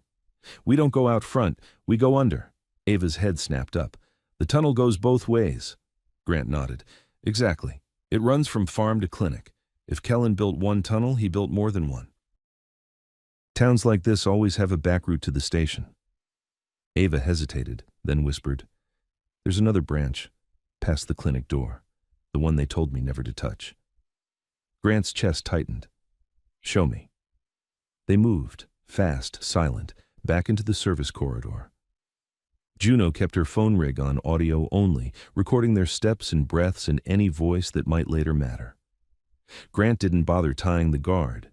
He didn't have to. The guard was in shock and pain, and the scrub women were too terrified to be brave. They reached the tunnel door. Ava swiped the keycard like she'd done it 100 times. The door clicked open. Darkness swallowed them again. As they descended the ladder, the building noises faded behind them. The tunnel air wrapped around their faces, wet, cold, and thick with the smell of secrets. They moved deeper than before. Ava guided them past the first turn, then the second, then stopped at a third path, one they hadn't taken earlier. A warning sign was bolted to the wall. Authorized personnel only. Ava's voice shook. "This way." Grant listened. He heard it now, faint, distant, a different kind of hum. Not clinic, not farm, electrical buzz, ventilation, a building. They followed the branch until the tunnel widened into a concrete corridor with old pipes and a grated drain in the floor. Water trickled past their boots. At the end was another door, thicker than the clinic one. This one had no keycard reader. It had a simple deadbolt, a door meant for someone inside to open. Grant pressed his ear to it. On the other side, Voices, mail, familiar cadence, police radios, sheriff's station. Grant's pulse steadied into something colder. He looked at Juno. "Phone ready?" Juno nodded. Grant looked at Ava and Noah. "When we open, you stay behind me. You don't run unless I tell you. You don't speak unless I ask." Ava nodded, jaw tight. Noah nodded too, eyes big, trusting because he didn't have another choice. Grant reached for the bolt. Then, on the other side of the door, he heard Kellen's voice, clearer than it should have been. "So," Kellen was saying, relaxed, "did you find our little friend outside the clinic?" A second voice answered, Harlan's. "Yes, sir, he's in the back room. Phone and comms are secured." Grant's eyes locked on Juno's. Cap was alive, but trapped. And Kellen was here, at the station, not at the farm, which meant he'd moved fast, because he already knew where Grant would go next. Grant slowly turned the deadbolt anyway. It clicked.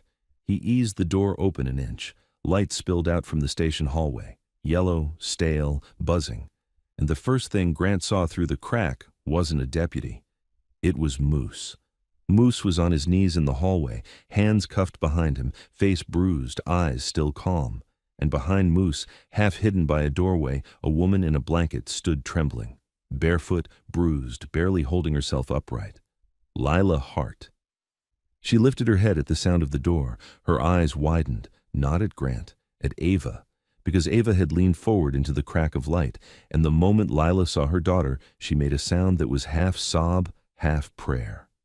And Kellen turned his head toward the tunnel door, smile fading into something sharp. "Close that," Kellen said softly. Too late. The tunnel door swung wider. Grant stepped through. Grant stepped into the station like he belonged there.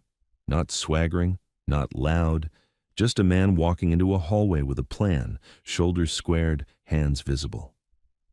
Juno followed a step behind with Ava, and Noah tucked close, half hidden by her body.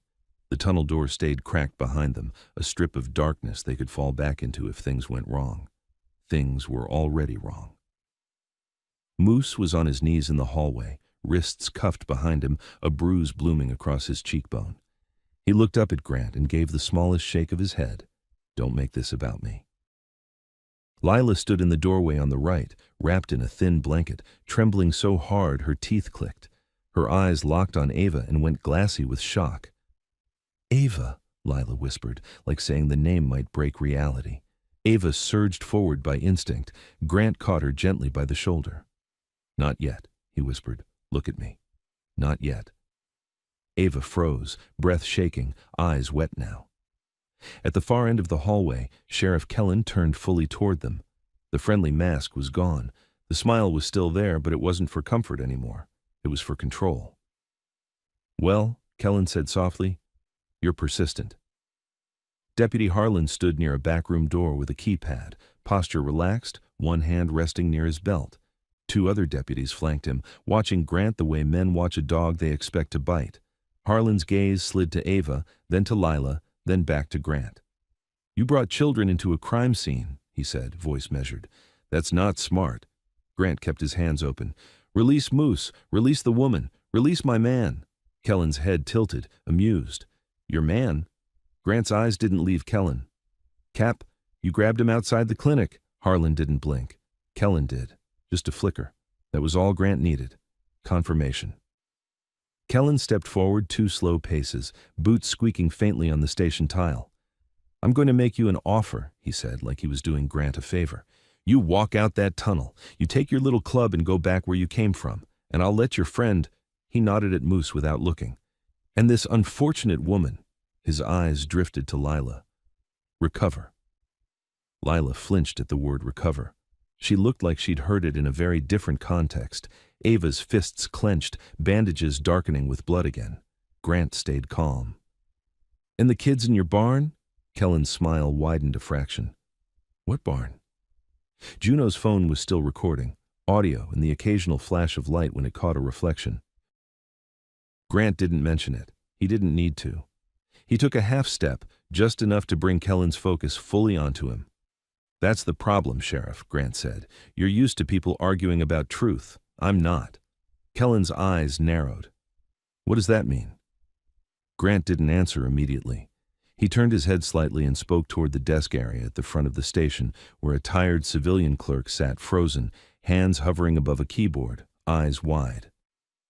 "Ma'am," Grant said, polite, "is that security camera recording?" The clerk swallowed, glanced at Kellen, then nodded faintly. Kellen's jaw tightened. "Don't talk to my staff." Grant's voice stayed even. "Good. Then let's be very clear for your recording." He raised his phone, not pointing it like a weapon, just holding it chest high where it could see and hear. "My name is Grant Maddox," he said calmly. "I'm in the sheriff's station because 2 children in your town asked for food and blinked twice when asked if a man was their father. My friend was arrested for standing between a deputy and a crying child. My other friend was taken outside a clinic, and I have evidence of child trafficking linked to St. Alara Family Clinic." The hallway went still.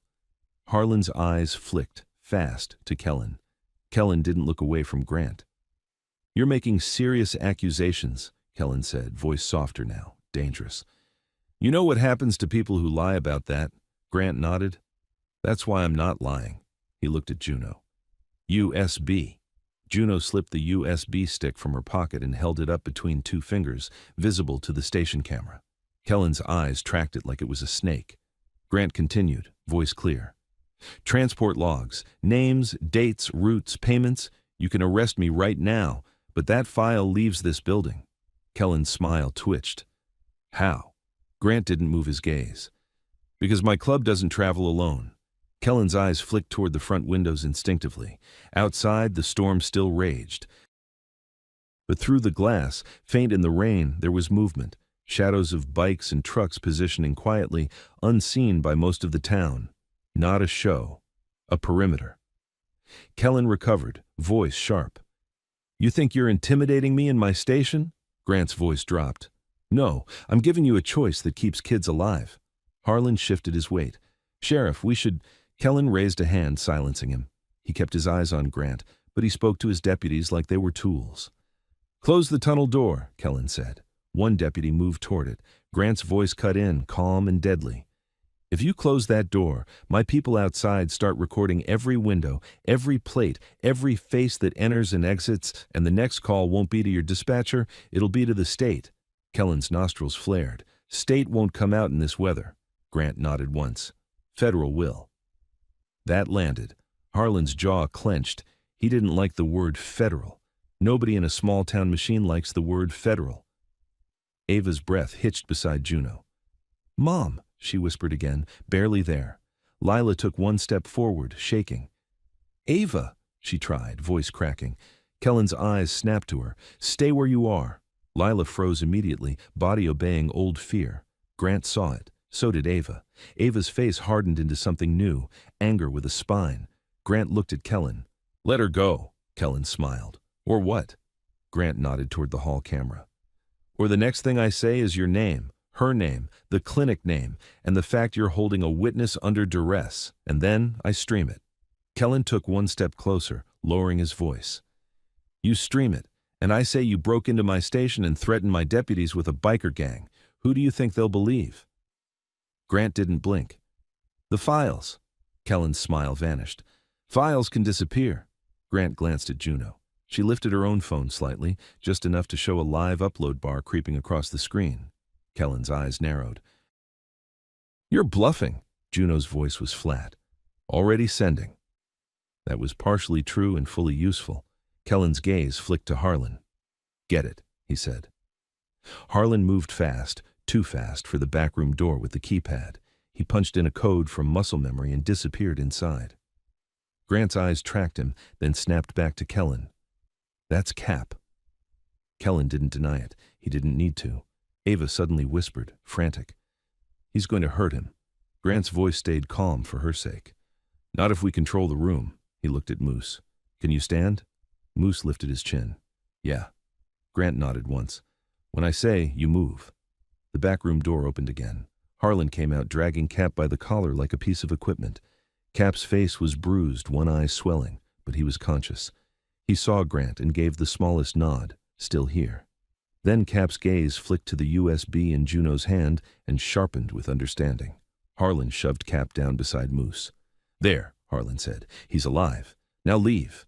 Grant held Kellen's eyes. "Uncuff them." Kellen chuckled. "No." Grant's expression didn't change. "Then we don't move." A beat. Kellen's gaze slid toward Lila again, then to Ava, then back to Grant, as if he was weighing the value of each life like numbers. Finally, Kellen spoke to Harlan without looking away from Grant. "Uncuff the biker, not the other one." Harlan hesitated. Kellen's voice sharpened. "Now." Harlan knelt, keying Moose's cuffs. Grant's muscles stayed relaxed, but his mind tightened to a point. He watched every hand, every twitch. Moose's cuffs clicked open. Moose didn't stand yet. He stayed low, ready. Kellen's eyes glittered. "See?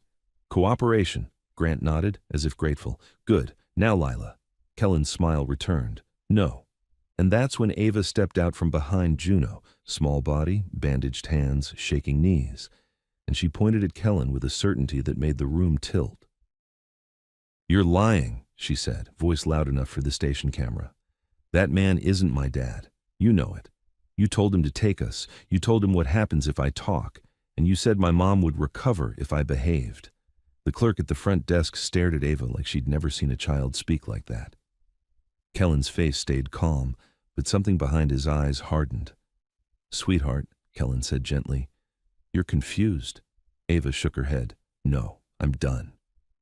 Grant didn't move to stop her.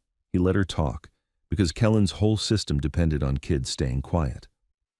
Ava's voice rose, shaking but clear. "The barn has cages. Noah was tied up. Men hit me. They said they were moving us tonight. There's a tunnel to the clinic. I cleaned it. My mom is in the back room at the clinic. I heard her." Silence.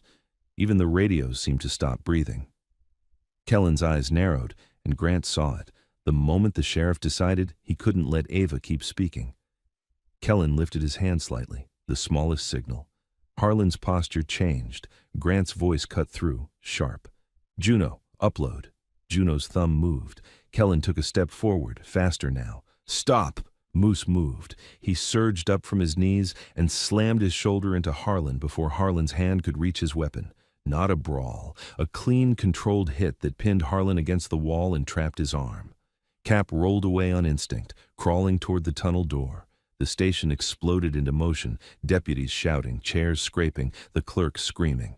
Grant grabbed Ava and Noah and yanked them behind the front desk as cover. Juno dove too, phone clutched tight. Kellen roared, "Shut it down!" And in that chaos a shot cracked, not into the ceiling, into the hallway wall, too close to Cap's head. Cap flinched hard, but he kept moving. Grant's heart slammed, because whoever fired didn't fire to scare. They fired to end the problem. And the problem, right now, was anyone who could walk out of that tunnel alive. The shot punched plaster and tile and sent a sharp white dust cloud into the station lights. The sound hit Ava like a physical blow. She clamped her hands over her ears, eyes huge. Noah curled into a ball behind the front desk, shaking.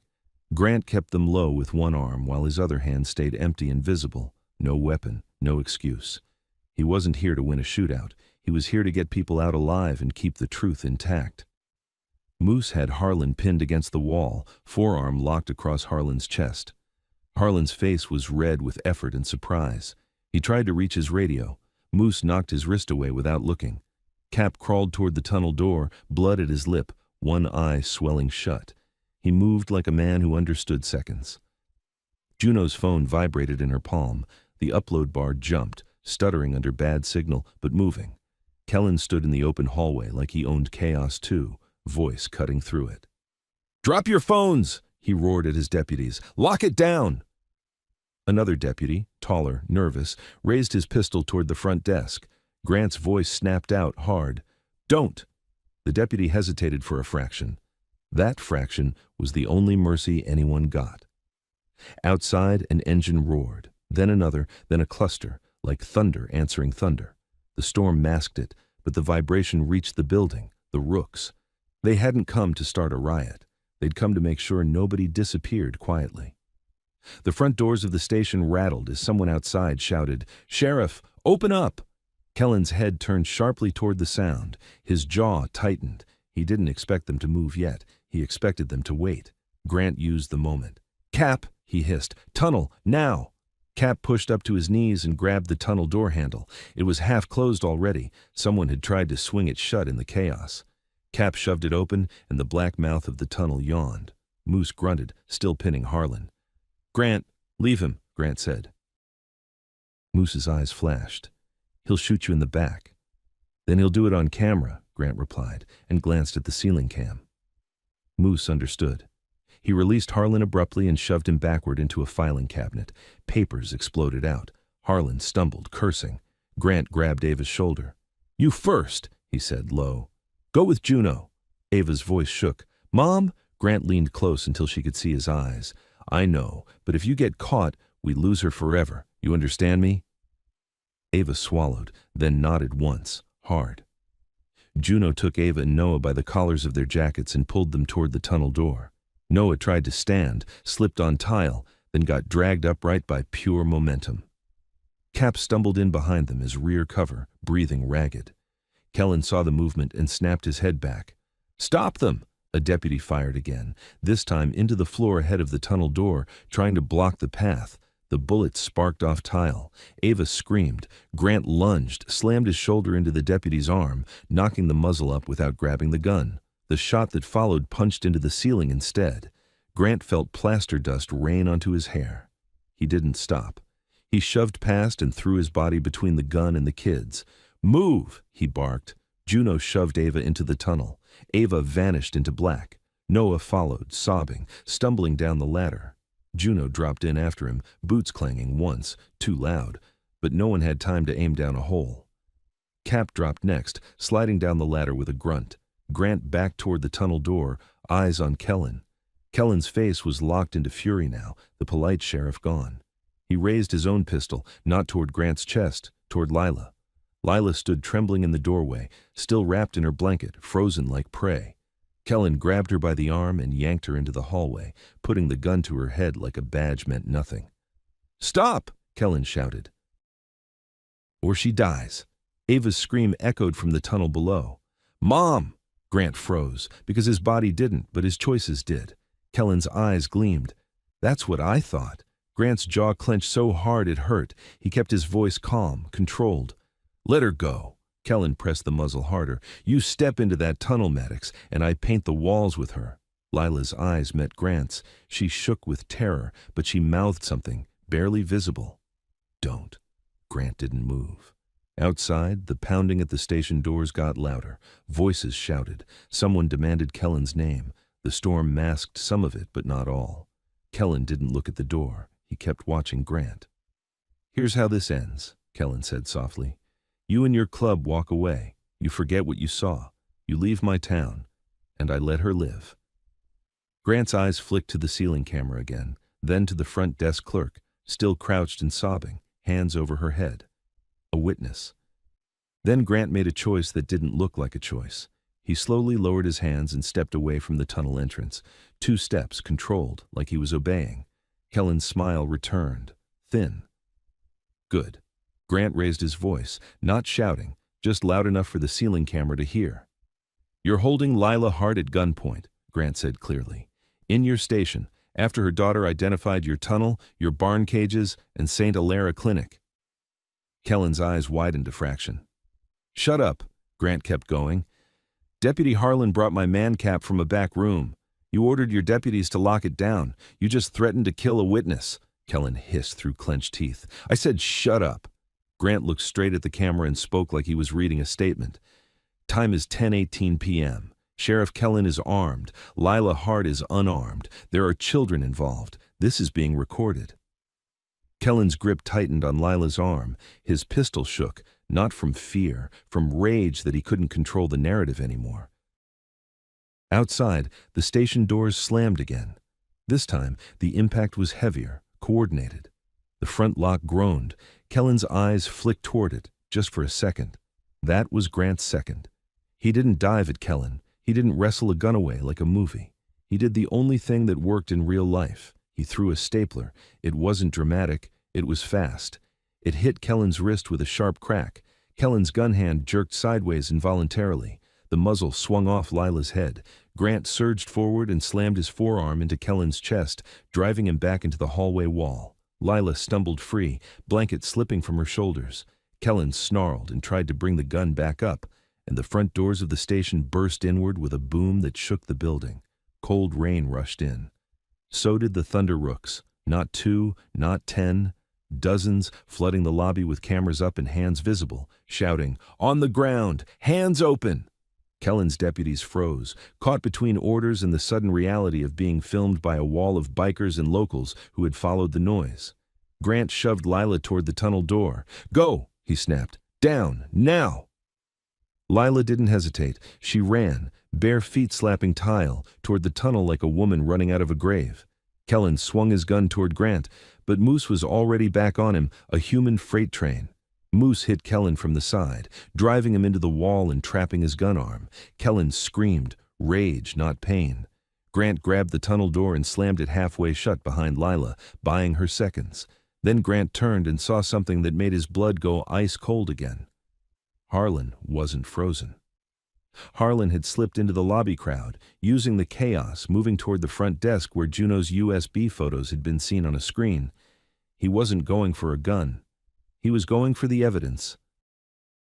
Grant started toward him, and at that exact moment from outside the station, a voice shouted from the rain, "Fire! The clinic's on fire!"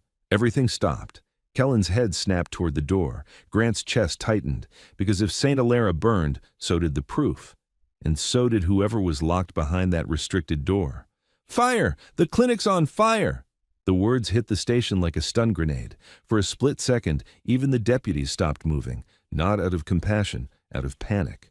Because fire didn't care who wore a badge. Grant's head snapped toward the open doors. Rain blew in sideways, carrying smoke that didn't belong to a storm. Somewhere across town, a faint orange glow pulsed against the clouds like a heartbeat. Kellen twisted in Moose's grip, face slick with rage. "That's a lie," he hissed, but his eyes betrayed him. He recognized the color of consequences. Harlan didn't look toward the doors. He looked at the front desk, at the cameras, at the phones pointed everywhere, and then he made his move. He lunged for the clerk's station where the security monitor sat, the one that fed the ceiling cams. His hand shot out, grabbing the keyboard like he could erase reality fast enough. Grant saw it and moved, not toward the fire, not toward the doors, toward Harlan. "Don't touch it," Grant barked. Harlan's eyes flicked up, cold and focused. "You people don't understand," he snapped, and his fingers hit keys, fast, pulling up system menus. Grant closed the distance in 3 strides and slammed his palm down on the desk, stopping Harlan's hands. "I understand perfectly," Grant said low. "You're trying to disappear the proof." Harlan's jaw clenched. "There are kids back there."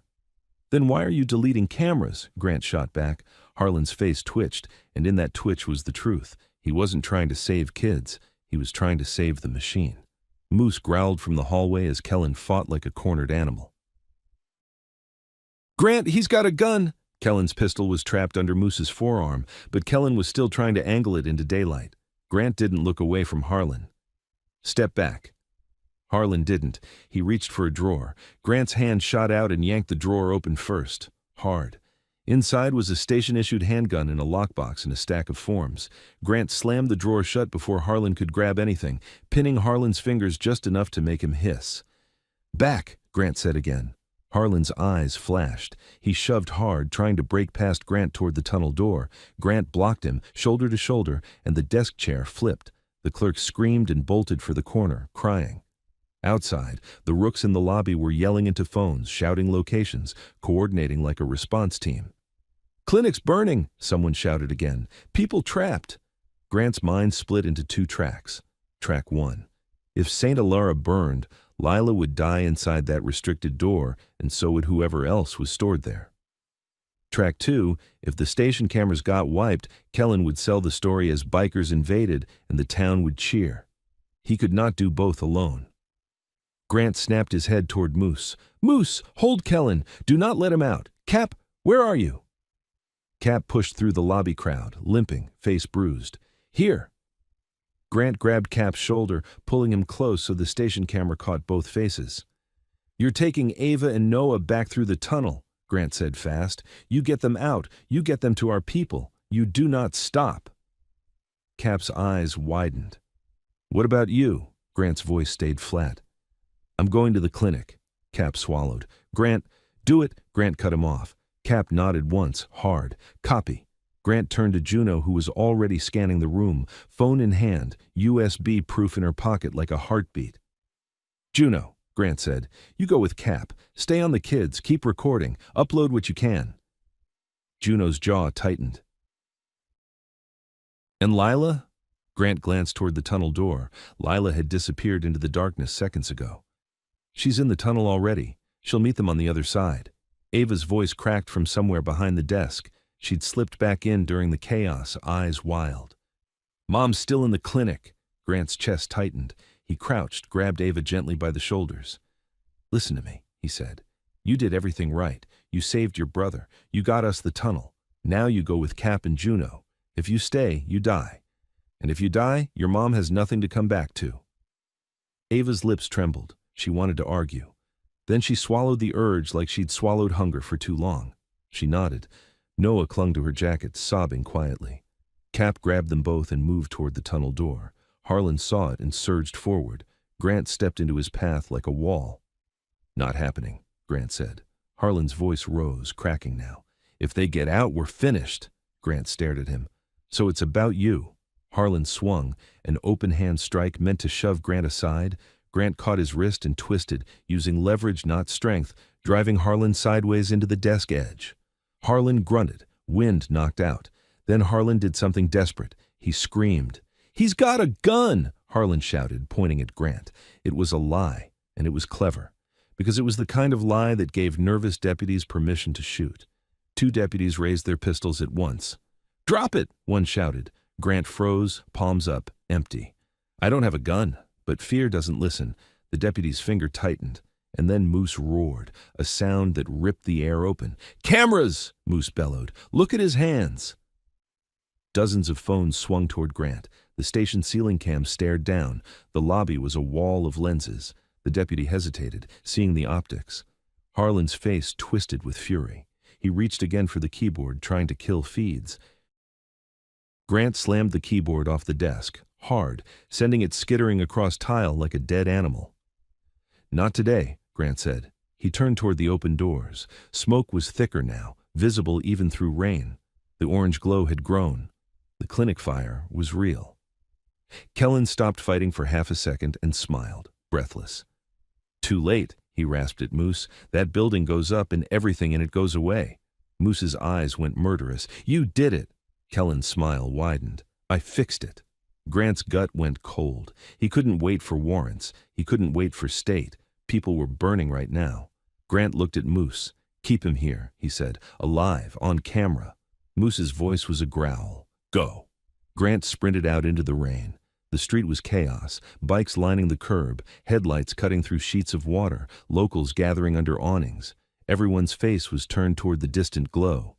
Grant shoved through bodies and jumped into his truck, engine already running from earlier. He slammed it into gear and tore down the road, wipers thrashing, tires slicing water.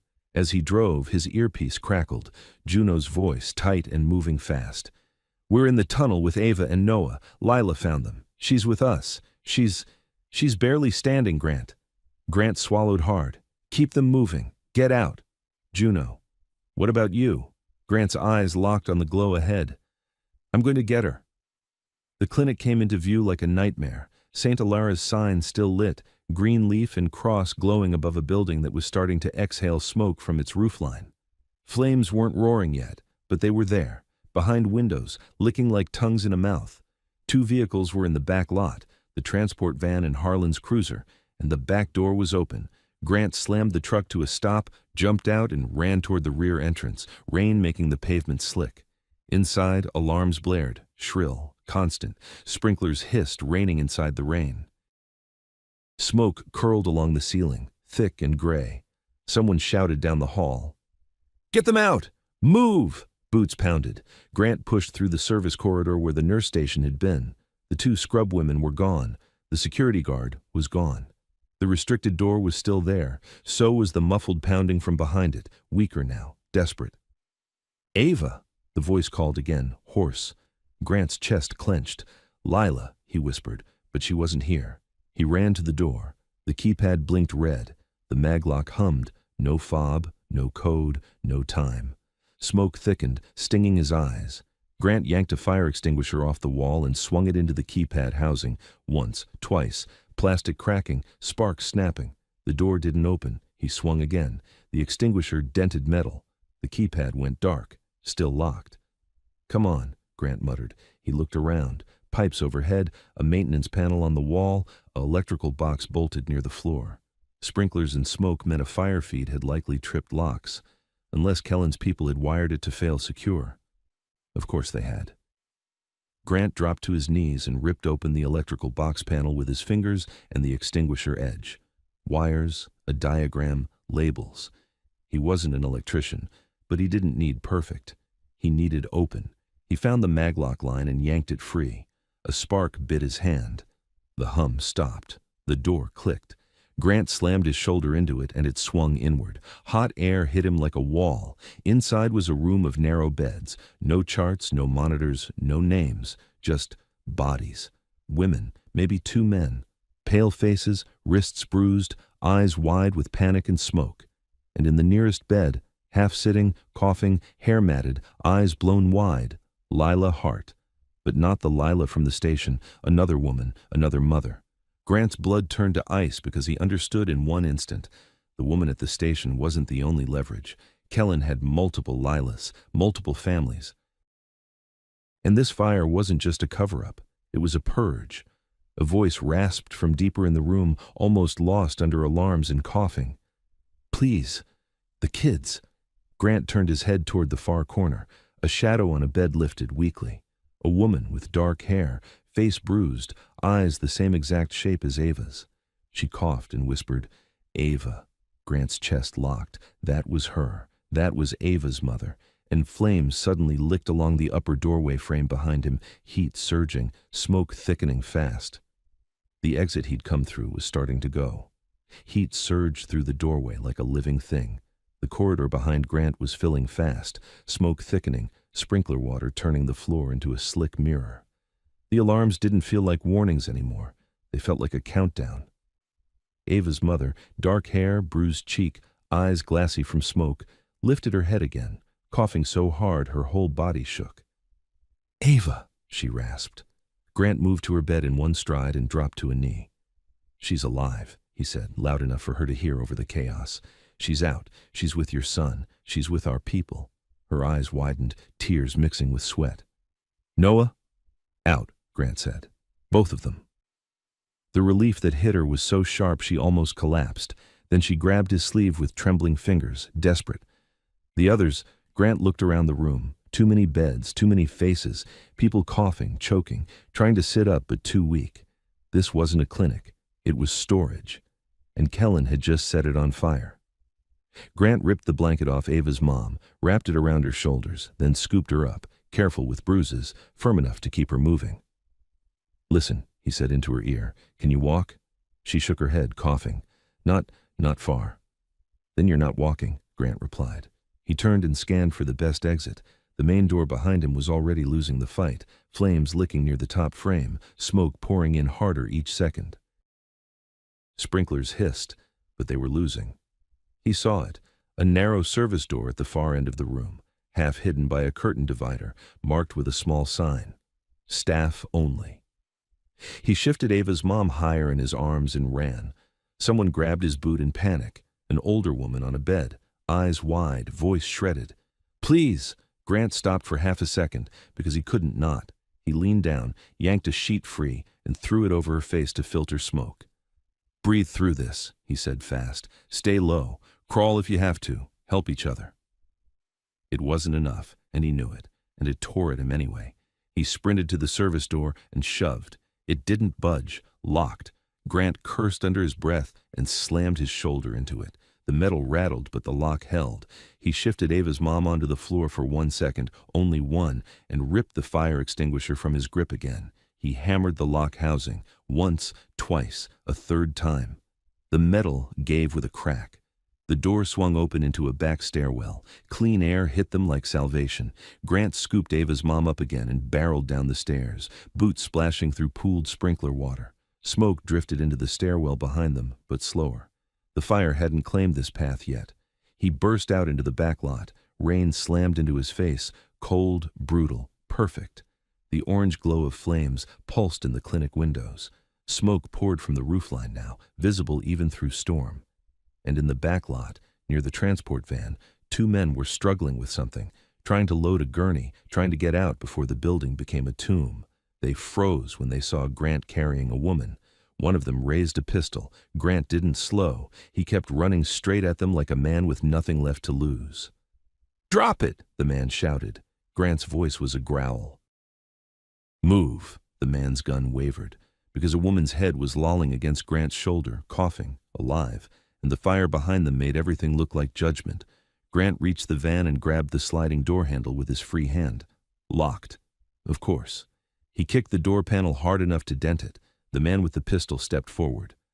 I said, a bike engine ripped through the rain behind them, then another, then a wall of thunder. The thunderrooks flooded the back lot. Not 2, not 10, dozens, spreading wide, lights cutting through rain, phones up, cameras rolling, bodies forming a moving perimeter. The man with the gun looked over his shoulder and panicked, because this wasn't an ambush anymore. This was exposure. "Hands open!" someone shouted. "On camera!" The gunman hesitated. That hesitation saved lives. Grant shoved Ava's mom into the van anyway, through the front passenger door that wasn't locked. He got her onto the seat, pushed her head back, kept her upright so she could breathe. Then he turned. The second man bolted toward Harlan's cruiser. Grant sprinted after him through rain, caught him at the trunk, and slammed him face first onto the hood. The man screamed. Grant didn't punch him. He just pinned him and ripped the keys off his belt. Moose's voice thundered from somewhere in the lot, barking orders like a battle captain. "Med kit! Get water! Keep phones up!" Juno's voice crackled in Grant's ear, breathless, moving.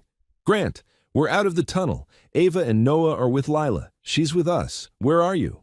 Grant looked at Ava's mom in the passenger seat, coughing, alive. His throat tightened. "I have her," he said. "I have Ava's mom." A beat of silence, then a sound from Juno's side that wasn't words. Ava, somewhere offline, sobbing. Grant swallowed hard. "Get them to my truck, back lot, now." He turned back to the clinic. More people were stumbling out. 2 women, 1 man, coughing, soaked, half-blind from smoke. Rooks ran to them with water bottles and jackets. Not heroes on a stage, just bodies doing what bodies could. Then the clinic roofline flared, hotter, brighter, like the building finally decided it was done pretending. Someone shouted, "Back, back!" Grant backed away, rain and heat colliding on his face. Sirens finally arrived, real ones this time. Not Kellen's controlled siren at the farm, multiple, fast, coming hard through the storm, state, fire, maybe federal. The backlot filled with flashing lights.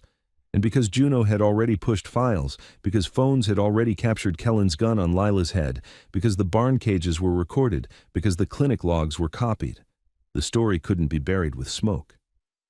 Minutes later, Grant's truck rolled into position under flashing red and blue. The passenger door opened, and Ava and Noah spilled out into the rain, running like their bodies had been holding that sprint for years. Ava hit the passenger seat first, climbing up on the slick step, hands reaching. "Mom!"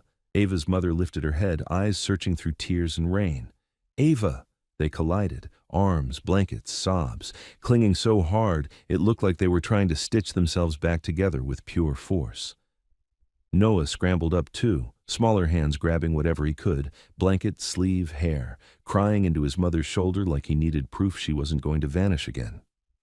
Grant stepped back and let it happen, just stood in rain and smoke and watched a family come back from the edge. Behind them, Moose kept Kellen alive, on his knees, hands zip-tied, face white with fury, while phones recorded every second. Harlan was in cuffs too, shouting excuses that sounded smaller every time someone replayed Ava's voice in the station hallway. And when the first state investigator arrived and demanded what happened, Grant didn't argue. He handed over the USB. He pointed to the live streams. He pointed to the burn marks on the clinic door and the tunnel access and the van plates Cap had taken. There was no story left to spin. Only evidence. Days later, the storm had passed, but the town felt like it still had thunder trapped in its walls. Kellen's arrest wasn't quiet. It couldn't be. Not after everything hit the feed, not after the clinic log surfaced, not after the barn footage made the rounds, not after federal agents walked into June's diner and asked Marlene to repeat on paper what she'd seen. Marlene did, hands shaking, but she did it. And when Ava and Noah were finally given a hot meal without flinching, they ate slow, like they were learning how to trust food again. Grant visited them once, not with speeches, not with a patchy promise. He brought a small bag from the diner, pancakes to go, still warm, and hot chocolate with extra whipped cream, because someone had once tried to take that away from them too. Ava looked up at him and whispered, "You came back," Grant nodded. "I said I would." Noah stared at Grant's vest, then at the door like he expected it to burst open and drag them away. "Is it over?" he asked. Grant didn't lie to a kid who'd earned truth. "It's over for you," he said. The rest is going to take time." Ava's mother held both kids close, face still bruised but eyes awake now. "Thank you," she whispered to Grant, voice cracking. Grant shook his head once. "You don't thank people for doing what's right," he said. "You just remember it." That night, the Thunderrooks rolled out of town in a long, steady line, 200 bikes cutting through clean air like a warning to any place that thought it could hide behind rain. They didn't leave a riot. They left a record. And in a diner booth under soft neon, where storms once forced strangers together, 2 kids finally ate until they were full. The last thing Ava did before she took another bite was glance at the door, then back at her mom, then back at her plate. And for the first time in a long time, she didn't flinch at the sound of boots.